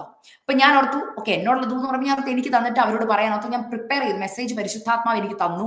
ഡൗൺലോഡായി ഓരോന്നും വരിക. ഞാൻ ആ മെസ്സേജ് എടുത്തപ്പോൾ എനിക്ക് മനസ്സിൽ, ഇത് ഭയങ്കര പവർഫുൾ മെസ്സേജ്. ഞാൻ അത് ഏറ്റെടുത്തു. അവിടെ പോയി പിറ്റേ ദിവസം ദൈവകൃപയാലെ വചന ശുശ്രൂഷ അനേക അമ്മമാർക്ക് അത് അനുഗ്രഹമായി തീരുന്നു. അനേക സ്ത്രീകൾക്ക് അത് അനുഗ്രഹമായിരുന്നു. ഞാൻ തിരിച്ചു വന്നു. ഞാൻ എന്താണോ പ്രസംഗിച്ചത് അതിന്റെ പ്രാക്ടിക്കൽ നടക്കാൻ പോവാ മെയ് മാസത്തിൽ. അതായത് ഞാൻ അന്ന് പ്രസംഗിച്ചത് മറിയയും എലിസബത്തിന്റെ യോക്കേബേദിന്റെയും ഗർഭകാലവും അവരുടെ പ്രസവകാലത്തെയും കുറിച്ചായിരുന്നു. അവരെങ്ങനെ ഗർഭിണിയായിരുന്നപ്പോൾ അവർ എന്തൊക്കെ ചെയ്തു, പ്രസവിച്ചു കഴിഞ്ഞ് അവരെന്തൊക്കെ ചെയ്തു, ഇതായിരുന്നു മെസ്സേജ്. എന്നാൽ ആ മെസ്സേജ് പ്രസംഗിക്കാൻ എളുപ്പമായിരുന്നു. എന്നാൽ മെയ് മാസത്തിൽ എന്റെ പ്രാക്ടിക്കൽ തുടങ്ങി. ദൈവാത്മാവ് എന്നെ അതിലേക്ക് നയിച്ചു. ഞാൻ ഇരുന്നപ്പോൾ കർത്താവ് പറഞ്ഞു, ഞാൻ അന്ന് പ്രസംഗിച്ചിതാ, മറിയ 3 മാസം ഒളിച്ചു പാർത്തു, എലിസബത്ത് 5 മാസം ഒളിച്ചു പാർത്തു. എന്തിനൊളിച്ചു പാർത്തു? എന്തായിരുന്നു അവിടുത്തെ ഡിവൈൻ പർപ്പസ്? ഈ വചനം പരിശുദ്ധാത്മാവ് പറഞ്ഞുകൊണ്ടിരിക്കുമ്പോൾ തന്നെ എന്നെ ദൈവാത്മാവ് അതിലേക്ക് നയിച്ചു.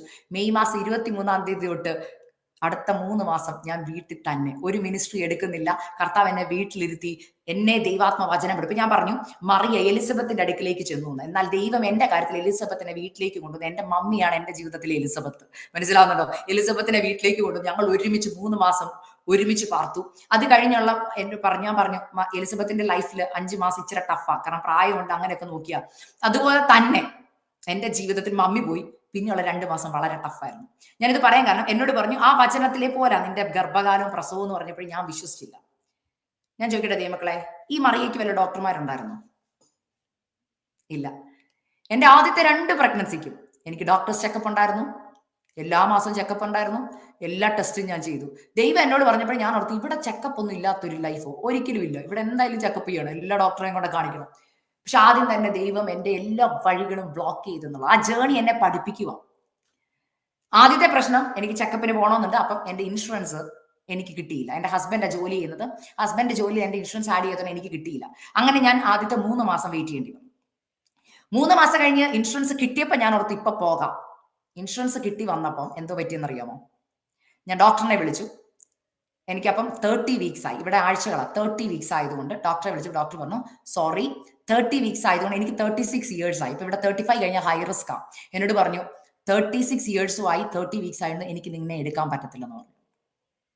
ബിക്കോസ് ആദ്യം മുതലുള്ള എല്ലാ ടെസ്റ്റും 30 വീക്സ് കഴിഞ്ഞ് ചെയ്യാൻ പറ്റത്തില്ല. അപ്പൊ ഇൻഷുറൻസ് കിട്ടിക്കഴിഞ്ഞപ്പോൾ ഡോക്ടേഴ്സിന് എന്നെ വേണ്ട.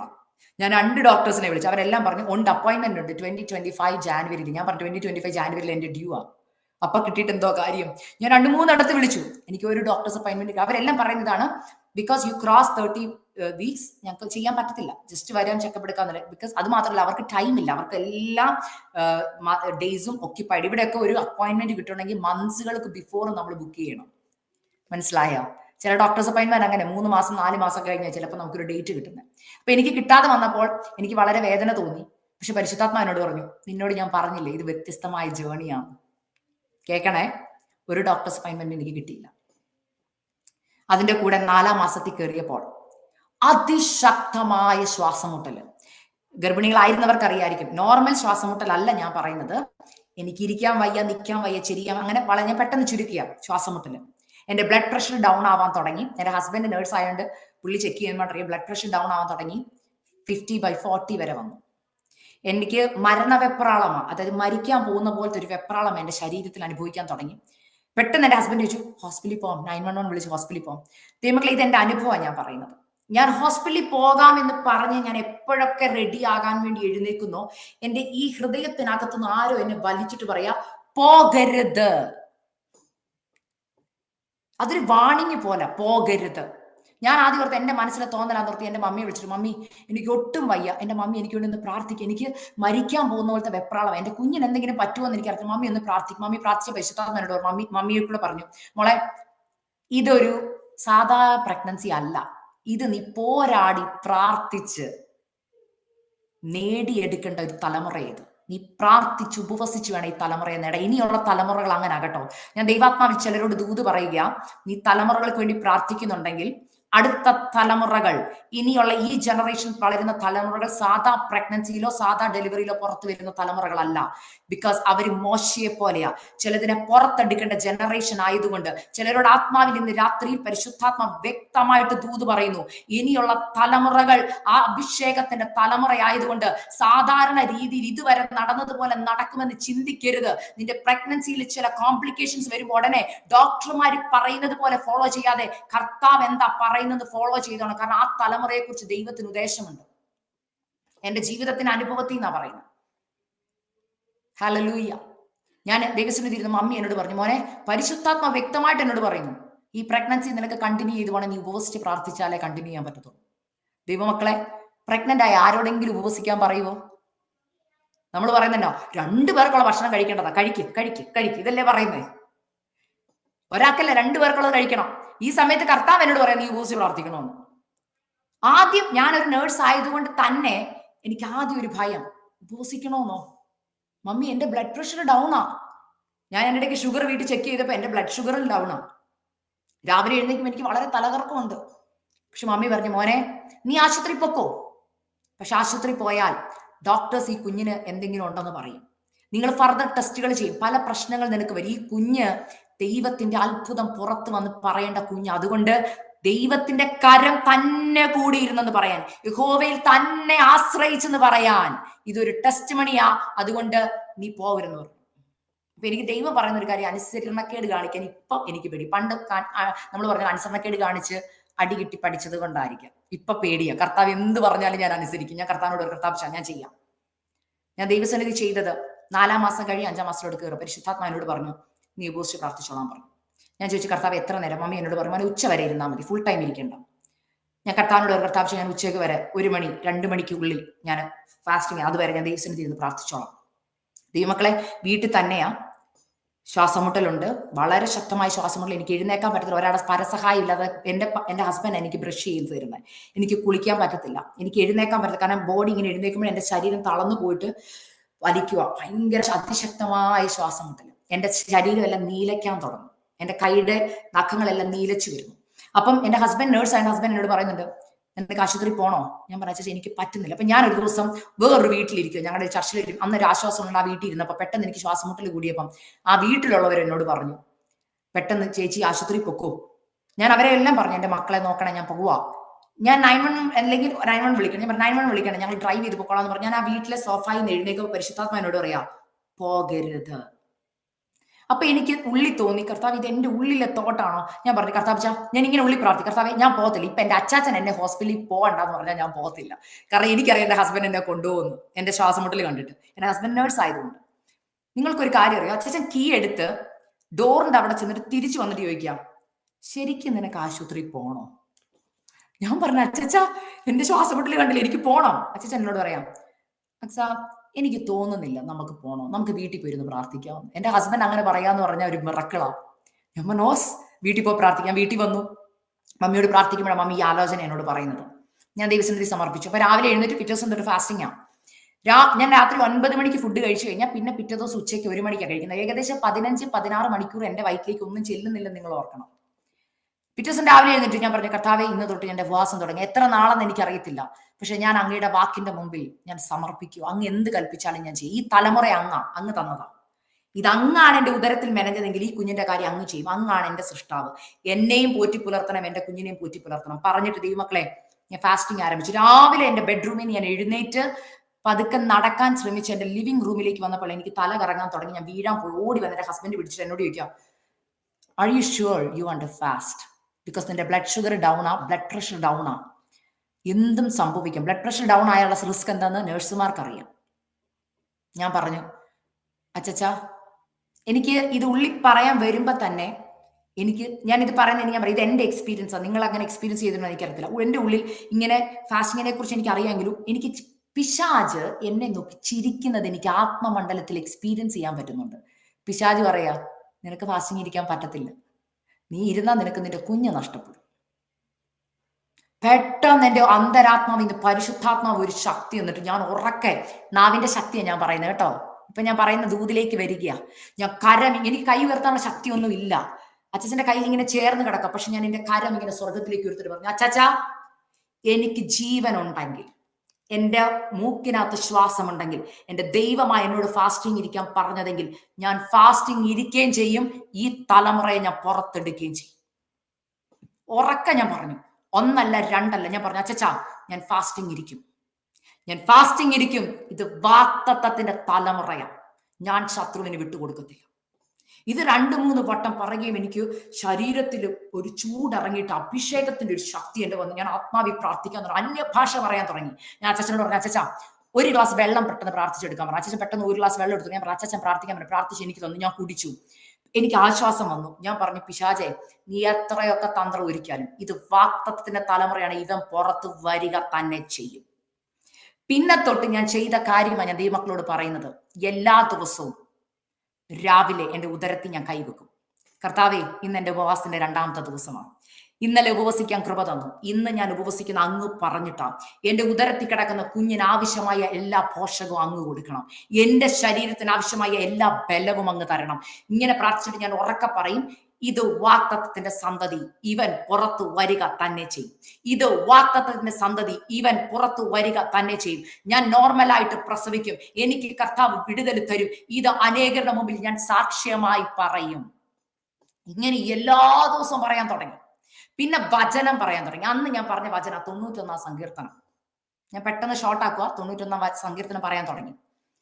ഞാൻ ഇങ്ങനെ പറയും, എന്റെ വശത്ത് 1000 പേരും എന്റെ വലത്ത് വശത്ത് 10,000 പേരും വീഴുമെങ്കിലും അത് എന്നോട് അടുത്ത് വരത്തില്ല, എന്റെ ഉദരത്തിൽ കിടക്കുന്ന കുഞ്ഞിനോട് അടുത്ത് വരത്തില്ല. ഇങ്ങനെ വചനം പറയാൻ തുടങ്ങി. ദൈവമക്കളെ, വചനം പറഞ്ഞ് ജാനുവരി 19 വരെ ഫാസ്റ്റിംഗ്. അതായത് 4 മാസത്തിൽ തുടങ്ങി ഫാസ്റ്റിംഗ് 10 മാസം വരെ. ദൈവമക്കളെ, സംഭവിച്ചത്, ഫാസ്റ്റിംഗ് ഇരുന്ന് പ്രാർത്ഥിച്ചു. ജാനുവരി 20 ആയപ്പോൾ ദൈവാത്മാ എന്നോട് പറഞ്ഞു, ഡെലിവറിയുടെ ടൈമായി. എനിക്ക് ഡോക്ടർ ഇല്ലാത്തതുകൊണ്ട് തന്നെ എനിക്ക് എങ്ങനെയാവും അറിയത്തില്ല. പക്ഷെ എന്നോട് ഞാൻ ലാസ്റ്റ് ഡോക്ടറെ വിളിച്ചു, അതായത് ഹോസ്പിറ്റലിൽ വിളിച്ച് ഡോക്ടറിനോട് പറഞ്ഞ കാര്യം, നിന്റെ ആദ്യത്തെ 2 ഡെലിവറി ഇവിടെ അല്ലെന്ന് പറഞ്ഞു, അതുകൊണ്ട് നീ പേടിക്കണം, നിന്റെ 3ാമത്തെ ഡെലിവറിക്ക് നീ ഇങ്ങ് വന്നാൽ മതി എന്ന് പറഞ്ഞു.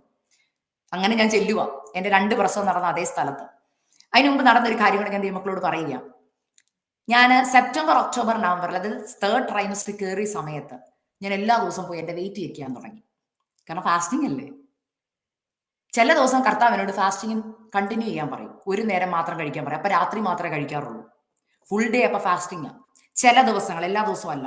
അങ്ങനെ ഒരു 7 ദിവസം ഫാസ്റ്റിംഗ് നടന്നപ്പോൾ 7 ദിവസം ഒരു നേരം മാത്രമേ ഞാൻ ഫുഡ് കഴിച്ചു. അപ്പൊ എനിക്ക് ഉള്ളിൽ അറിയാൻ ഞാൻ ഭക്ഷണം കഴിക്കുന്നില്ല പ്രോപ്പറായിട്ട്. അപ്പൊ എന്നെ കാണുന്നവരെല്ലാം പറയുന്നു, അക്സ നീ മെലിഞ്ഞു പോ, നീ എന്താ ഭക്ഷണം കഴിക്കുന്നില്ലേ? ഞാൻ അല്ല, അതെന്റെ ക്ഷീണമാണ്, ഞാൻ പ്രഗ്നന്റ് ആകുമ്പോൾ ഭയങ്കരമായിട്ട് മെലിയും. അപ്പം ഞാൻ ഇങ്ങനെ ഇരിക്കുന്ന സമയം എന്നോട് എന്റെ ഉള്ളിൽ ഒരു ദിവസം തോന്നി, പോയി വെയിറ്റ് ചെക്ക് ചെയ്യണം. ഞാൻ പോയി വെയിറ്റ് ചെക്ക് ചെയ്തു. അപ്പൊ ഇവിടത്തെ വെച്ചാൽ ഞാൻ പറഞ്ഞ 130 pounds ആയിരുന്നു ഞാൻ. സെപ്റ്റംബറിൽ ചെക്ക് ചെയ്തപ്പോൾ 130 pound, ഒക്ടോബറിൽ ചെക്ക് ചെയ്തപ്പോൾ 130 pound, നവംബറിൽ ചെക്ക് ചെയ്യും, എല്ലാ മാസവും ചെക്ക് ചെയ്യുമ്പോൾ 130 pound. അപ്പൊ ഞാൻ ആദ്യം ഓർത്ത് ഞങ്ങളുടെ വെയിങ് മെഷീന്റെ പ്രോബ്ലം ആണെന്ന് പറഞ്ഞു. ഞാൻ ഞങ്ങളുടെ ചർച്ചിലുള്ള ഒരു ആന്റിയുടെ വീട്ടിൽ പോയി വെയിറ്റ് ചെക്ക് ചെയ്തു. അപ്പോഴും 130 pound. അപ്പൊ എനിക്കറിയാം 1 ഗ്രാം പോലും ഞാൻ കൂടുന്നില്ല. അപ്പൊ എന്ത് വരാൻ തുടങ്ങും? ഡൗട്ട് വരാൻ തുടങ്ങി. അയ്യോ, എന്റെ കുഞ്ഞ് ഉദരത്തിൽ വളരുന്നില്ലേ? അപ്പൊ പേടി വരാൻ തുടങ്ങി. അയ്യോ കർത്താവെ, ഞാൻ ഉപവസിച്ചത് തെറ്റായി പോയോ? അയ്യോ, ഇത് മാനുഷികമായത് വല്ലോ ആയിരുന്നു? ഇങ്ങനെ ചിന്തകൾ, ഞാൻ പറഞ്ഞ പിശാച തോട്ടിക്കൊണ്ടിടുന്നത്. അപ്പൊ എന്റെ ഉള്ളിൽ ഞാൻ അച്ഛനോട് പറഞ്ഞു, ഞാൻ വെയിറ്റ് വെക്കുന്നില്ല, എനിക്ക് തോന്നുന്നു കുഞ്ഞ് വളരുന്നില്ലെന്നാ തോന്നുന്നത്, കുഞ്ഞിന് എന്തെങ്കിലും പ്രശ്നം ഉണ്ടെന്നാ തോന്നുന്നു. അപ്പൊ അച്ഛൻ പറഞ്ഞു, നോ, നീയല്ലേ പറഞ്ഞത് വാക്തത്തെ പ്രോമിസ് കുഞ്ഞാന്ന്, നോ, കുഞ്ഞ് പുറത്തു വരും. അപ്പൊ അച്ഛൻ വില കിടക്കാൻ ഇല്ല. മമ്മി എന്നോട് പറഞ്ഞു, നെഗറ്റീവ് പറയരുത്, നീ വാ തുറന്നത് പറയരുത്, പിശാച് തോട്ട് കൊണ്ട് ഉള്ളിൽ ഇട്ടാൽ നീ വാ കൊണ്ടത് പറയരുത്. ഞാൻ അപ്പൊ പറയാൻ തുടങ്ങി, ഇല്ല, എനിക്ക് ആയുസ്സുള്ള, ആരോഗ്യമുള്ള, മിടുക്കനായ ഒരു കുഞ്ഞിനെ ഞാൻ പ്രസവിക്കും. ഇങ്ങനെ പറയാൻ തുടങ്ങി. മനസ്സിലാവുന്നുണ്ടോ ദൈവമക്കളെ? അൾട്രാസൗണ്ട് ചെയ്യാത്തതുകൊണ്ട് എനിക്ക് കുഞ്ഞിനെ എങ്ങനെയുണ്ടെന്ന് അറിയത്തില്ല. കുഞ്ഞിന് കൈയുണ്ടോ, മൂക്കുണ്ടോ, വായുണ്ടോ ഒന്നും അറിയത്തില്ല. അൾട്രാസൗണ്ട് ചെയ്യുമ്പോഴല്ലേ നമ്മൾ കുഞ്ഞിനെ കാണുന്നത്. ഇതൊന്നും ചെയ്യാത്തതുകൊണ്ട് എനിക്ക് അറിയത്തില്ല. ദൈവകൃപയിൽ ഷോർട്ടാക്കി പറയാം, ജാനുവരി 20 രാവിലെ 10:15 ആയപ്പോൾ ദൈവം എനിക്ക് സുഖകരമായി വിടുതൽ തന്നു. എന്റെ കുഞ്ഞ് പുറത്ത് വന്നപ്പോൾ എന്റെ ചിന്ത മൊത്തം ഇച്ചിരി ഉള്ളായിരിക്കും കുഞ്ഞ്. എന്നാൽ സംഭവിച്ചത്, ഡോക്ടർ ചെക്ക് ചെയ്തപ്പോൾ കാണുന്നത് 8 pounds ഉണ്ടായിരുന്നു എന്റെ കുഞ്ഞ്. 8 pounds 3 ounces, അതായത് 3 കിലോ 850 ഗ്രാം. എന്റെ 3 കുഞ്ഞുങ്ങളിൽ ഏറ്റവും വെയിറ്റ് ഉള്ള കുഞ്ഞവനാ. ഹല്ലേലൂയ. ബാക്കി 2 പ്രഗ്നൻസിയിൽ ഞാൻ നന്നായിട്ട് ഫുഡ് കഴിച്ചു, ഒക്കെ ഉണ്ട്. പക്ഷെ 3ാമത്തെ കുഞ്ഞിനെ ഏറ്റവും കൂടുതൽ വെയിറ്റ് ഉള്ളത്. അവനെ കണ്ടാലും അറിയാം. അവൻ ഇപ്പൊ 3 മാസമുള്ളതിലും ഞാൻ എപ്പോഴും അവനോട്, അവൻ എന്റെ കുഞ്ഞിനെ കയ്യിലെടുത്തിട്ട് ഞാൻ പറയും, കർത്താവ് ഇതൊരു അത്ഭുതമാണ്. ഹല്ലേലൂയ. കർത്താവ് പറയുന്നത് നീ ചെയ്താൽ, കർത്താവിനോട് പറയുന്ന വാക്ക് നീ അനുസരിച്ചാൽ നീ വലിയ അത്ഭുതങ്ങൾ ചെയ്യും. പകരം ഡോക്ടർ പറയുന്നതും നിന്റെ അമ്മച്ചി പറയുന്നതും നാട്ടുകാർ പറയുന്നതും നീ കേട്ടോണ്ടിരുന്ന സംഭവിക്കുന്നെന്നറിയോ? അവര് മാനുഷികമായി ഇത് പറയുമ്പോൾ നിന്റെ സൃഷ്ടാവ് നിന്നെ നോക്കി പറയുന്നത് നീ ഒന്ന് ഏറ്റു പറയാമോ? കർത്താവ് നിന്നെ നോക്കി പറയാ, നീ അനുഗ്രഹിക്കപ്പെടും, നിന്റെ തലമുറ അനുഗ്രഹിക്കപ്പെടുന്നു. വാക്തത്വം തന്നിട്ടുണ്ട്. ആ വാക്തത്വം മുറുകെ പിടിച്ചിട്ട് പറയണം, എന്നോട് വാക്തത്വം പറഞ്ഞിട്ടുണ്ട് എന്റെ കുഞ്ഞ് അനുഗ്രഹിക്കപ്പെടുന്നു. ചിലപ്പോൾ പഠിക്കാൻ മണ്ടനായിരിക്കാം, പക്ഷെ കൊച്ചിനോട് ദൈവാത്മാ നിങ്ങളോട് ദൂത് പറഞ്ഞിട്ടുണ്ട് നിന്റെ കുഞ്ഞുങ്ങൾ ദേശത്ത് ചെല്ലുമെന്ന്. കർത്താവ് നിങ്ങളോട് ദൂത് പറഞ്ഞിട്ടുണ്ട് നിങ്ങളുടെ കടം മാറുമെന്ന്. കർത്താവ് നിങ്ങളോട് വാഗ്ദത്തം തന്നിട്ടുണ്ട് നിന്റെ തലമുറ അനുഗ്രഹിക്കപ്പെടുന്നു. നിങ്ങൾ ആര് പറയുന്നത് അനുസരിക്കും? ദൈവം പറയുന്നത് അനുസരിക്കുമോ മനുഷ്യർ പറയുന്നത് കേൾക്കുമോ? ദൈവം പറയുന്നതാണെങ്കിൽ please obey what he did. ദൈവം പറയുന്നത് അനുസരിക്കുക. ദൈവം നിങ്ങളിൽ വൻ കാര്യങ്ങളെ ചെയ്യും. മനസ്സിലായോ? ഞാൻ കൺക്ലൂഡ് ചെയ്യുക. വചനം ഇങ്ങനെ പറയുന്നു, നിന്റെ വായിൽ നിന്ന് വരുന്ന വാക്കുകൾ അതിന്റെ ഫലം സൃഷ്ടിക്കും. മനസ്സിലായോ? അതുകൊണ്ട് പോസിറ്റീവായിട്ട് പറയുക. ഏത് നെഗറ്റീവ് സാഹചര്യങ്ങളും പോസിറ്റീവ് പറയുക. 2, ദൈവസന്നിധിയിൽ എന്തെങ്കിലും തീരുമാനങ്ങൾ നിങ്ങൾ എടുത്തിട്ടുണ്ടെങ്കിൽ, കർത്താവേ അതാണ് എന്റെ തെറ്റെങ്കിൽ ഞാൻ ഇന്ന് തിരിച്ചു വരുക. അപ്പം പറഞ്ഞത് ഞാൻ എടുത്ത തീരുമാനങ്ങളിലേക്ക് ഞാൻ മടങ്ങി വരിക, ഞാൻ അത് ചെയ്യാൻ തയ്യാറാണ്. അങ്ങനെ പറയുന്ന എത്ര പേരുണ്ട്? ഇന്ന് ലാസ്റ്റത്തെ 1 മിനിറ്റ് നമുക്ക് ദൈവസന്നിധിയിൽ ഒന്ന് പ്രാർത്ഥിക്കാമോ സമർപ്പിച്ച്? എനിക്കറിയാം സമയം അല്പം മുന്നോട്ട് പോയെന്ന്. നിങ്ങളൊന്ന് പ്രാർത്ഥിക്കാമോ? കർത്താവേ എന്റെ ജീവിതത്തിൽ കുറവ് വന്നു പോയപ്പാ, ഞാൻ എടുത്ത പല തീരുമാനങ്ങളിലും എനിക്ക് തീരുമാനം ചെയ്യാൻ പറ്റിയില്ല. നമ്മുടെ അപ്പൻ സ്നേഹിക്കുന്ന ദൈവമാ മക്കളെ. നമ്മുടെ കർത്താവിന് നമ്മുടെ കുറവുകൾ അറിയാം. ദൈവസന്നിധി ഒന്ന് പറയാപ്പാ, ഞാൻ എടുത്ത പല തീരുമാനങ്ങൾ ചെയ്യും, എന്നാൽ ഇനിയുള്ള സമയം എനിക്ക് നൽകുന്നെങ്കിൽ ഞാൻ ആ തീരുമാനത്തിലേക്ക് മടങ്ങി വരാൻ ആഗ്രഹിക്കുക. എന്റെ ശക്തി കൊണ്ട് എനിക്ക് പറ്റത്തില്ല, പക്ഷേ എന്നെ ശക്തനാക്കുന്ന മുഖാന്തരം ഞാൻ സകലത്തിലും മതിയായവൻ. എന്റെ പ്രാർത്ഥനാ കുറവുകളാണ്. ഞാൻ തീരുമാനം എടുത്തത് ചെയ്യാത്തതാണ് എന്റെ വിടുതലിന്റെ തടസ്സമെങ്കിൽ, എന്റെ തലമുറയുടെ വിടുതൽ തടസ്സമെങ്കിൽ ഞാൻ അത് തിരുത്താൻ തയ്യാറാ. എന്റെ വാക്ക് നിമിത്തം കോപിച്ച് എന്റെ കൈകളുടെ പ്രവൃത്തിയെ നശിപ്പിക്കരുത്.